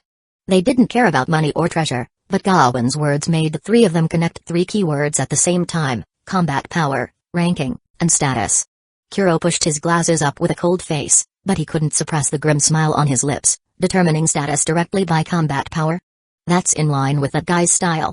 Jin gritted his teeth. In this situation, I can't lose to others. A flame began to burn in Zoro's eyes, and his hand even nervously pressed on the hilt of his sword. A battle for the strongest among everyone present? Interesting. While everyone was discussing, Sanji, who was standing aside, suddenly had his heartbeat slow down. When he reacted, his whole body was shaking with excitement. As long as I get into the top 3, he can agree to end me. Reasonable request. Then can we recruit beautiful chefs? Chapter 84, Rushing to the top is the basic quality of being a leak. As the sound landed, the scene fell silent for a moment. Everyone's eyes were instantly focused on Sanji, and it seemed as if a cat was flying through the air, howling. Kuro, Jin, and Zoro couldn't help but turn their heads to look at Sanji, all with expressions as if they had eaten shit. The corner of Kuro's mouth twitched. Is this guy an idiot? Absolutely. Zoro nodded sharply. Jin frowned and touched his chin. I'm wondering if it was a wrong decision for Mr. Gawain to recruit this guy, even though he is indeed a first-rate cook. Amid the discussions of the crowd, only Gawain's mouth curled up slightly, unable to suppress it at all. Look, the fish has taken the bait, hasn't it? It took him a lot of effort not to laugh out loud, and he looked at Sanji calmly. Certainly. This is a completely reasonable request. After all, even the best chef would feel the pressure of having to cook for everyone alone. You. Before Gawain could finish his words, Sanji in front of him had already turned around and ran towards the training room. Bang. The door to the conference room was knocked open. Everyone couldn't help but look back and see smoke and dust on the ground in the distance. Amid the sound of Sanji's footsteps as fast as raindrops, a few words could be vaguely heard, beautiful chefs. Now, even Gawain couldn't help but remain silent. It wasn't because he was worried that Sanji wasn't working hard, but because he was worried that this bastard would ruin himself. Then Gawain remembered the hidden power in Sanji's body, and he was instantly relieved. After all, in the manga, in the later period of the Straw Hat Pirates, after Sanji awakened his dormant genetic enchantment, his ability to resist damage alone was ranked among the best, even in the New World. Facing Queen Slash head-on and repairing the twisted bones all over his body with fists are just small scenes. It is really reasonable that this guy can even withstand Admiral Kizaru's laser. To be honest, whether he's willing to admit it or not, Sanji's combat performance was significantly different from Zoro's after they entered the New World. As a result, during the battle at Wano Country, Sanji directly activated the lineage factor left by his cheat father and caught up with the opponent in one go. The life of cheating is so simple and unpretentious. Gawain turned to the rest of the group, and let me add one more thing. Starting from the first martial arts tournament, a Hall of Fame will be established in the pirate crew. The top 3 in each session can leave their names on a stone tablet. Kuro was stunned for a moment, then his eyes lit up. What if I can be in the top 3 or even first in every session? Then your name will be on every Hall of Fame list. Gawain spoke calmly, but he was secretly delighted. Ranking on the list plus limited time titles plus rare rewards. This combination has been almost played out to death by those pay-to-win mobile games, so much so that many people just swipe away when they see it. But for these people in this world, it is the first time. Kuro's breathing suddenly became heavier, and the fighting spirit in his eyes burned wildly. He had been secretly planning to defeat Gawain and take the top position. Even if he failed to defeat Gawain, he would still consider himself the second best. How could he tolerate anyone other than Gawain ranking above him? Damn it. That yellow-haired brat got there first. He has been training for several minutes before me. Doesn't that mean he will become stronger faster than me? It's fine to lose to Gawain, but how can I lose to someone else? The next moment. Whoosh. A piercing sound was heard in the conference room, and Kuro's figure disappeared instantly. Before everyone could even react, they saw the door that had just been closed suddenly explode, and the figure disappeared from sight with billowing smoke. Seeing what Kuro was like, Jin and even Zoro, who had just regained his mobility, could no longer sit still. This is about a man's dignity. How can I lose? My name must be in the Hall of Fame. The two of them shouted at the same time, turned around, and disappeared quickly. Seeing this, Gawain nodded with satisfaction. As expected, forcing them by force is far less effective than stimulating their own desires. Seeing that the main targets had already left and the arrangements for the subsequent martial arts conference had been basically notified, Gawain simply waved his hand and let everyone disperse. Compared to when they came, there was a flame burning in everyone's eyes. I don't want the Hall of Fame, Devil Fruit, or Famous Sword anymore. Those are reserved for the deputy captain and Jin. But the dividend rights are real. That's right. With the current income, 30% would be hundreds of millions of belly. Even if 1% falls on us, it would be 1 million. This is far from the limit. With Captain Gawain's means, this number will increase several times or even dozens of times. Hiss. No. I can't fall behind others. I have to go training. After speaking, a bald, middle-aged pirate with a big belly pulled up his trousers, took a step forward, and walked towards the public training place. He didn't walk many steps before stopping to catch his breath, but he only stood there for a few seconds before running again. The same is true for almost everyone around Gawain. Just half an hour after the meeting ended, shouts from everyone from all over Pala Island could be heard. A group of pirates were shirtless and training in various places on their own initiative. In the exclusive training room, the 4 people gritted their teeth and competed with each other, fearing that they would fall behind if they were a little slow. They have to fight for it. Having their name in the Hall of Fame means that anyone who joins the ship later will be able to see at a glance the status of each person in the pirate crew. Who can tolerate this? Oh. There is only so much space here. You should go out, senior. The elderly need more rest and maintenance. Zoro held a huge dumbbell in one hand, enduring the pain from the wound and swinging it wildly. Seeing this, Kuro did not give in. The injured should just take good care of themselves and not suffer from any sequelae that will affect their lives. The two bickering men stopped at the same time and turned around to find that Jin and Sanji had silently added an extra weight to their exercise. Hateful. You are so cunning. Hee hee. Jin smiled without saying anything and buried his head in his training. Sanji on the side raised his hand to wipe the sweat off his face and kicked the surrounding humanoid targets like whips while speaking incoherently. Beautiful chefs. No, it's the Hall of Fame. The Hall of Fame. No, it's the beautiful chefs. Right. Beautiful chefs. Beautiful chefs. The corners of Kuro's mouth twitched, and he automatically ignored Sanji's words. For a while, Pala Island has been filled with a passionate atmosphere. Only Nami seemed a little at a loss. Looking at everyone's enthusiastic training, she felt inexplicably anxious. Everyone is getting stronger. I have to do something, too. She knew that she had no talent in combat and that her greatest value lay in her seamanship. But when she thought about how her weak self would become a burden to her companions after entering the Grand Line, Nami could not help but bite her lips. She looked at Gawain's office, her eyes gradually becoming firmer. On the other side, Gawain toured Pala Island and nodded with satisfaction. Especially when passing by the training room, he saw 4 leaks rolling with all their might, and he felt even more satisfied for a moment. I should have a good harvest tonight. Chapter 85, Guiding Nami's Training. As night fell, the lights on Pala Island were bright. A group of pirates gathered around the bonfire with their bare chests, training the basic swordsmanship that Gawain had taught them before. Even though many people were exhausted after a whole day of practice, they did not have the slightest intention of giving up. After all, there are exactly 100 people who can participate in the dividend distribution, and all the people in the entire pirate crew together only amount to more than 200 people. In other words, as long as they work hard, there is more than a 1/3 chance of getting dividend rights. How can this not be exciting? For a moment, everyone was fighting for their lives. In this kind of atmosphere, even some people who were originally intending to give up could not help but join the big group and start to train madly. The environment really does affect people's will. Gawain sat at his desk, looking at the lights in the harbor and the sweaty crowd, and nodded silently. It's better to curl it a little bit, it's better to curl it a little bit. Then, a familiar system prompt sounded directly in Gawain's mind. Physique experience plus 711. Swordsmanship experience plus 443. Pussyfoot maneuver experience plus 61. Observation hockey experience plus 103. How much has the physiques experience increased? Gawain scratched his ears, called up the system panel, glanced at the increase in various data, and laughed so hard that he couldn't close his mouth.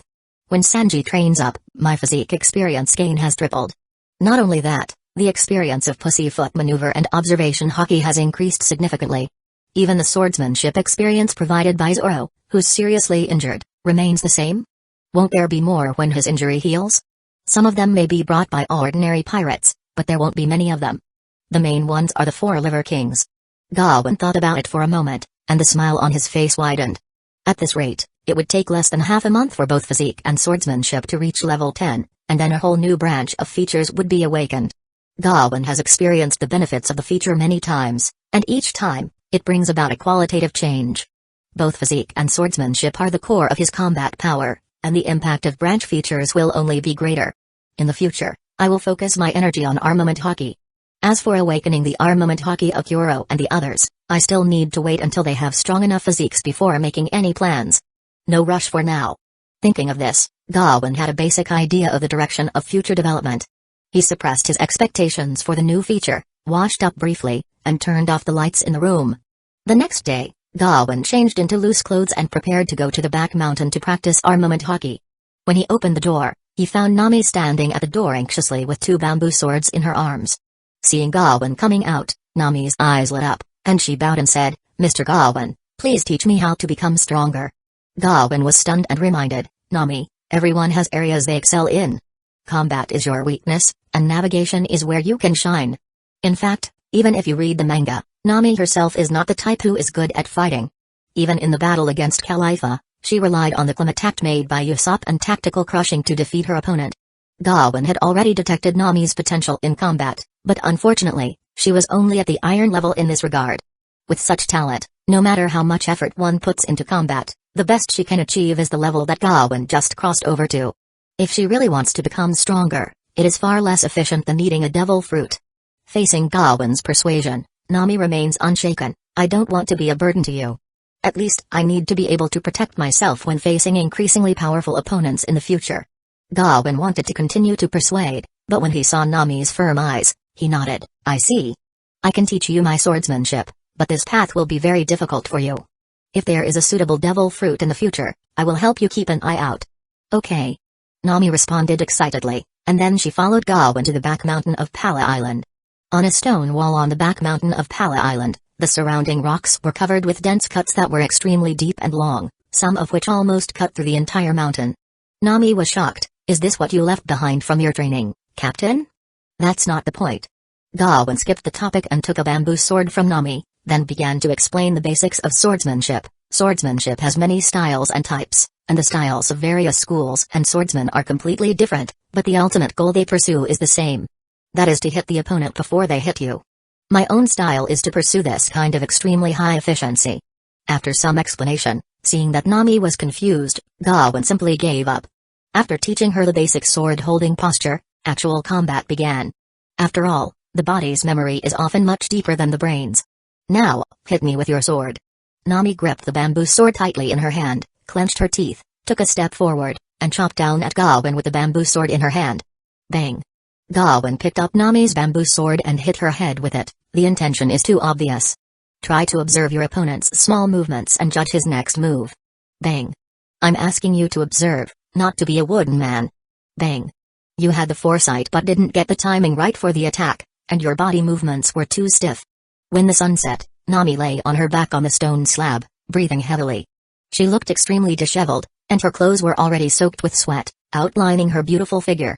Even with the blessing of Gawain's badge, which reduced the crew's physical exertion and accelerated recovery, her body was already at its limit. Thanks, Mr. Gawain. In one day, she hadn't even reached the threshold of swordsmanship, but the feeling of gradually becoming stronger made her feel extremely secure. At least she won't be a burden to her companions in the future. Well.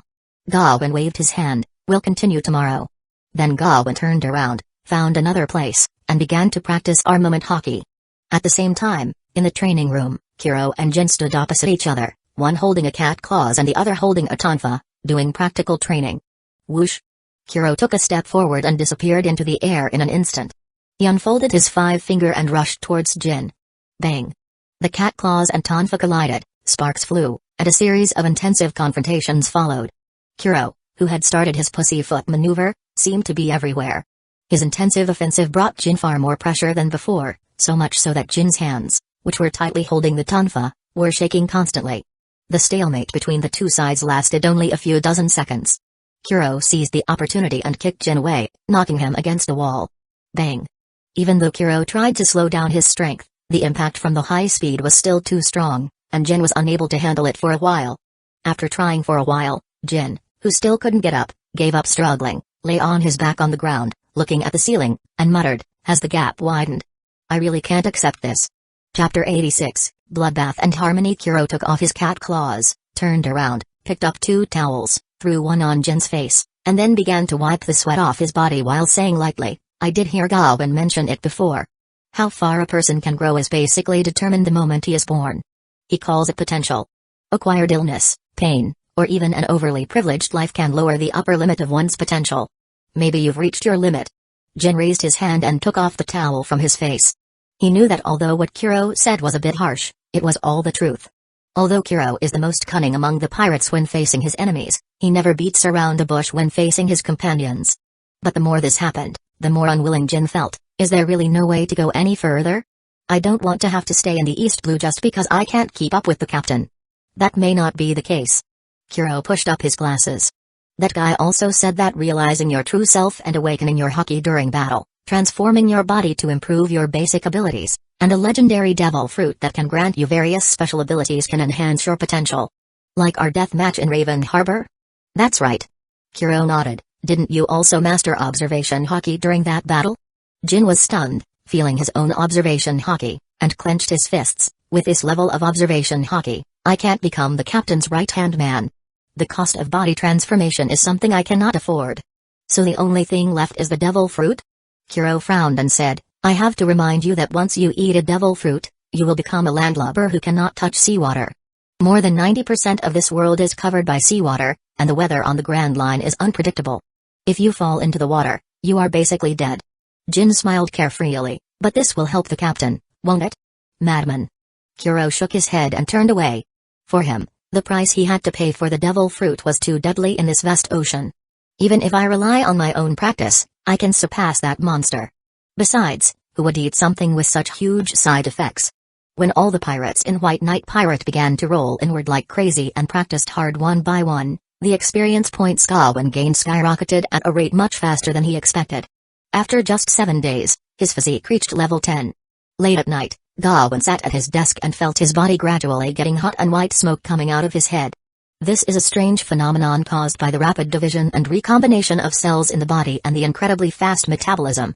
It can be said that in this state, Gawain's physical ability is changing in a stronger direction with every second. After a few minutes, the changes in Gawain's body slowly stopped. After feeling it for a while, he had a rough idea of the extent of the improvement this time. My basic strength has increased by 30%, and my body's ability to withstand blows has reached a new level. My agility, which affects my nerve reflex speed and coordination, has also improved significantly. And under the effect of the equilibrium feature, speed, strength, and physique are improved simultaneously, ensuring that each attribute can be brought into play to its theoretical maximum value. Now I have the ability to control my news speed. Besides, the main course is still to come. After saying that, Gawain's attention was once again drawn to the system panel in front of him. It is detected that the host's physique has been upgraded to level 10. You can choose one of the following advanced branch features. Bloodbath, Harmony. Looking at these two branch features, Gawain fell into deep thought for a moment. Bloodbath is undoubtedly an option to improve combat effectiveness. If he's not mistaken, it is the type who won't play unless he is low on health, and the more seriously injured he is, the greater the damage he will deal. Is this type of ability strong? Very strong. But most of it has an obvious drawback. That is when his health is low, while his own attack is stronger, and he is also more likely to be taken down by a critical hit from the opponent. Gawain had personally experienced the feeling of licking blood from the tip of a sword and escaping death in the battle with hawk eyes. It's exciting, but the feeling of losing control and entrusting his life to the will of others is not that wonderful. If possible, Gawain would now prefer to limit everything to the scope that he can control. Of course, he must have the courage to fight to the death, but that is the worst outcome and the last resort. Therefore, Gawain's gaze only stayed on the bloodbath for a moment, and then he looked at the harmony. Even just through the text, Gawain could tell that this ability should be an extension of the equilibrium feature. Equilibrium has transformed my physique into that of a hexagonal warrior with no weaknesses. So what kind of improvement will harmony bring on top of that? But no matter what, it won't be worse than the bloodbath. Gawain's eyes became firm. I choose harmony. The next moment, an inexplicable feeling appeared in Gawain's body. Every muscle from top to bottom, every organ from inside to outside, became extremely clear in his perception. He raised his palm slightly, and he could feel every change from his fingers to his arms and the muscles and skin on his chest, and he could even control any one of them. When he exerted a little force on his arms, he could see the bulging muscles on his arms pulsating like waves, with the speed determined by his heart. Even the movements of his muscles and organs in the body that were originally controlled by instinct are now completely under the control of his own will. I have complete control over this body and can control every organ, every muscle, and even the skin with my own will. It can also greatly speed up the healing of one's own injuries, the speed and extent of the immune system's counterattack against diseases, and even the digestion speed of food eaten. It can even stop one's own heartbeat. Gawain came to his senses. Harmony allows him to fully control his body, and equilibrium allows his body to reach a state of perfect balance. The power unleashed by the combination of the two is far more than just 1 + 1 = 2. Although the harmony did not directly increase his physical panel, it was like an amplifier, allowing him to increase the original value to a point beyond the theoretical limit. After awakening this feature, Gawain was basically immune to diseases and viruses. At this moment, Gawain's hands were even shaking with excitement. Is this the life return? Wrong. This is simply a higher level ability of life return. I can do everything that life return can do, and I can also do what it can't do. Chapter 87, I'm still too soft-hearted so far. Gawain could no longer sit still, so he opened the window and jumped into the harbor. Originally, he wanted to try it here to see what he could achieve after the awakening of the harmony feature. But he suddenly remembered the tragic scene when he was testing his ability in the harbor after getting his flash step. Gawain's face turned red, he touched his nose with his hand and disappeared into the harbor. A few minutes later, Gawain appeared behind Pala Island, on the stone platform where he practiced daily. Clang. Guan's Masamune is unsheathed. Gawain began to practice his swordsmanship and get familiar with his body after awakening the harmony feature. His every move, accompanied by the silver light of his sword, flicker in the air. All those sword skills that had helped Gawain kill many opponents were used one by one. Originally, in Gawain's opinion, these moves were mature enough and almost perfect. But now that he had awakened the harmony feature and had perfect control over his body, the flaws hidden in Gawain's sword moves began to slowly emerge. The slight incoordination in the way of exerting force, the subtle injuries left by mobilizing the muscles of the whole body. As the hidden problems in swordsmanship were discovered one by one, Gawain optimized them. His movements became more and more coordinated, without any sense of obstruction. Smooth. Comfortable. In fact, the more he practiced, the more excited he became, and he moved without the slightest trace of fatigue. As the night passed, in terms of his moves alone, Gawain can almost be said to have been reborn. If he were simply exchanging sword moves with others, or he were to meet his former self, he would be confident that he could win within 10 moves. The feeling of watching my swordsmanship gradually improve is truly intoxicating. Continue. After saying this, Gawain continued to perfect his sword moves, not noticing that there was a slender figure standing there quietly for a long time in the distance. As the sun gradually rose from the sea, the golden rays of light fell on Gawain. Combined with his already strong body, he actually looked a bit divine. Nami, who was holding the bamboo sword, was slightly startled while looking at Gawain's sweaty body and said, "Captain, you practiced here all day yesterday." Gawain, who was swinging the sword, stopped what he was doing, turned around, and saw that the person coming was Nami. He skipped Nami's question and said lightly, "You've come just in time. Today's sword training begins." Understood. That night, the news that Captain Gawain had been training all night without telling anyone spread throughout the entire Pala Island, and the 4 Liver Kings cried out that they had been deceived. "That bastard captain is so cunning. He told us to take care of our bodies and have a regular daily routine. Otherwise, it's easy to get injured, but he's working around the clock." Sanji gritted his teeth and secretly decided to give himself a few extra hours tonight. He has to be ambitious. These beasts around him are more outrageous than each other. If they continue like this, how can he enter the Hall of Fame? Pooh. It's to recruit beautiful chefs. Oh. Thinking about the days of being surrounded by a group of beautiful chefs, Sanji's body, which was already on the verge of its limit, once again burst out with unprecedented strength. His legs were swinging wildly in the air, leaving after images.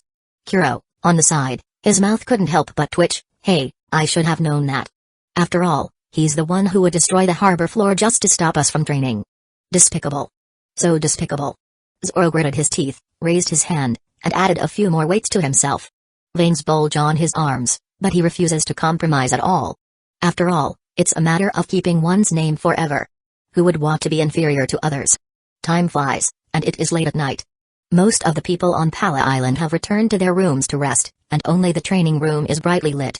Gawain looked at the system prompts, which showed a slight increase in experience points, and smiled from ear to ear. The next step is to wait for the swordsmanship to reach level 10 and unlock new entries. Gawain looked at the system panel with a hint of anticipation in his eyes. As rumors spread that Gawain was secretly training without anyone's knowledge, the atmosphere in White Knight Pirate reached a new level. Every day, unlucky people fall down because of excessive practice.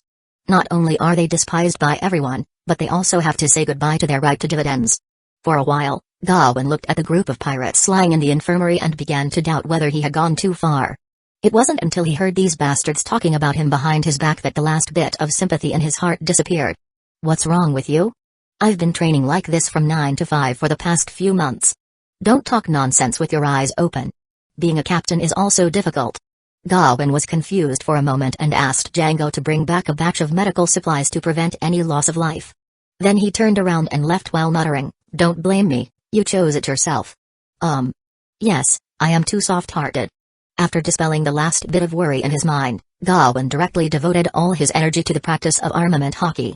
As he became more proficient in the mastery of armament hockey, the efficiency of his practice also improved significantly. The amount of experience points that can be gained in a day has increased from the initial 8 or 9 points to 15 or 16 points. Although the experience provided to him was not of the same order of magnitude as that of the other skills, it almost shortened his time. Besides, there is no other way to obtain armament hockey's experience points except for him to practice on his own. Even Kuro, who was currently the strongest among them, Has a combat power of only bronze level but specializes in speed. But what is required to awaken the armament hockey is actually a strong physique.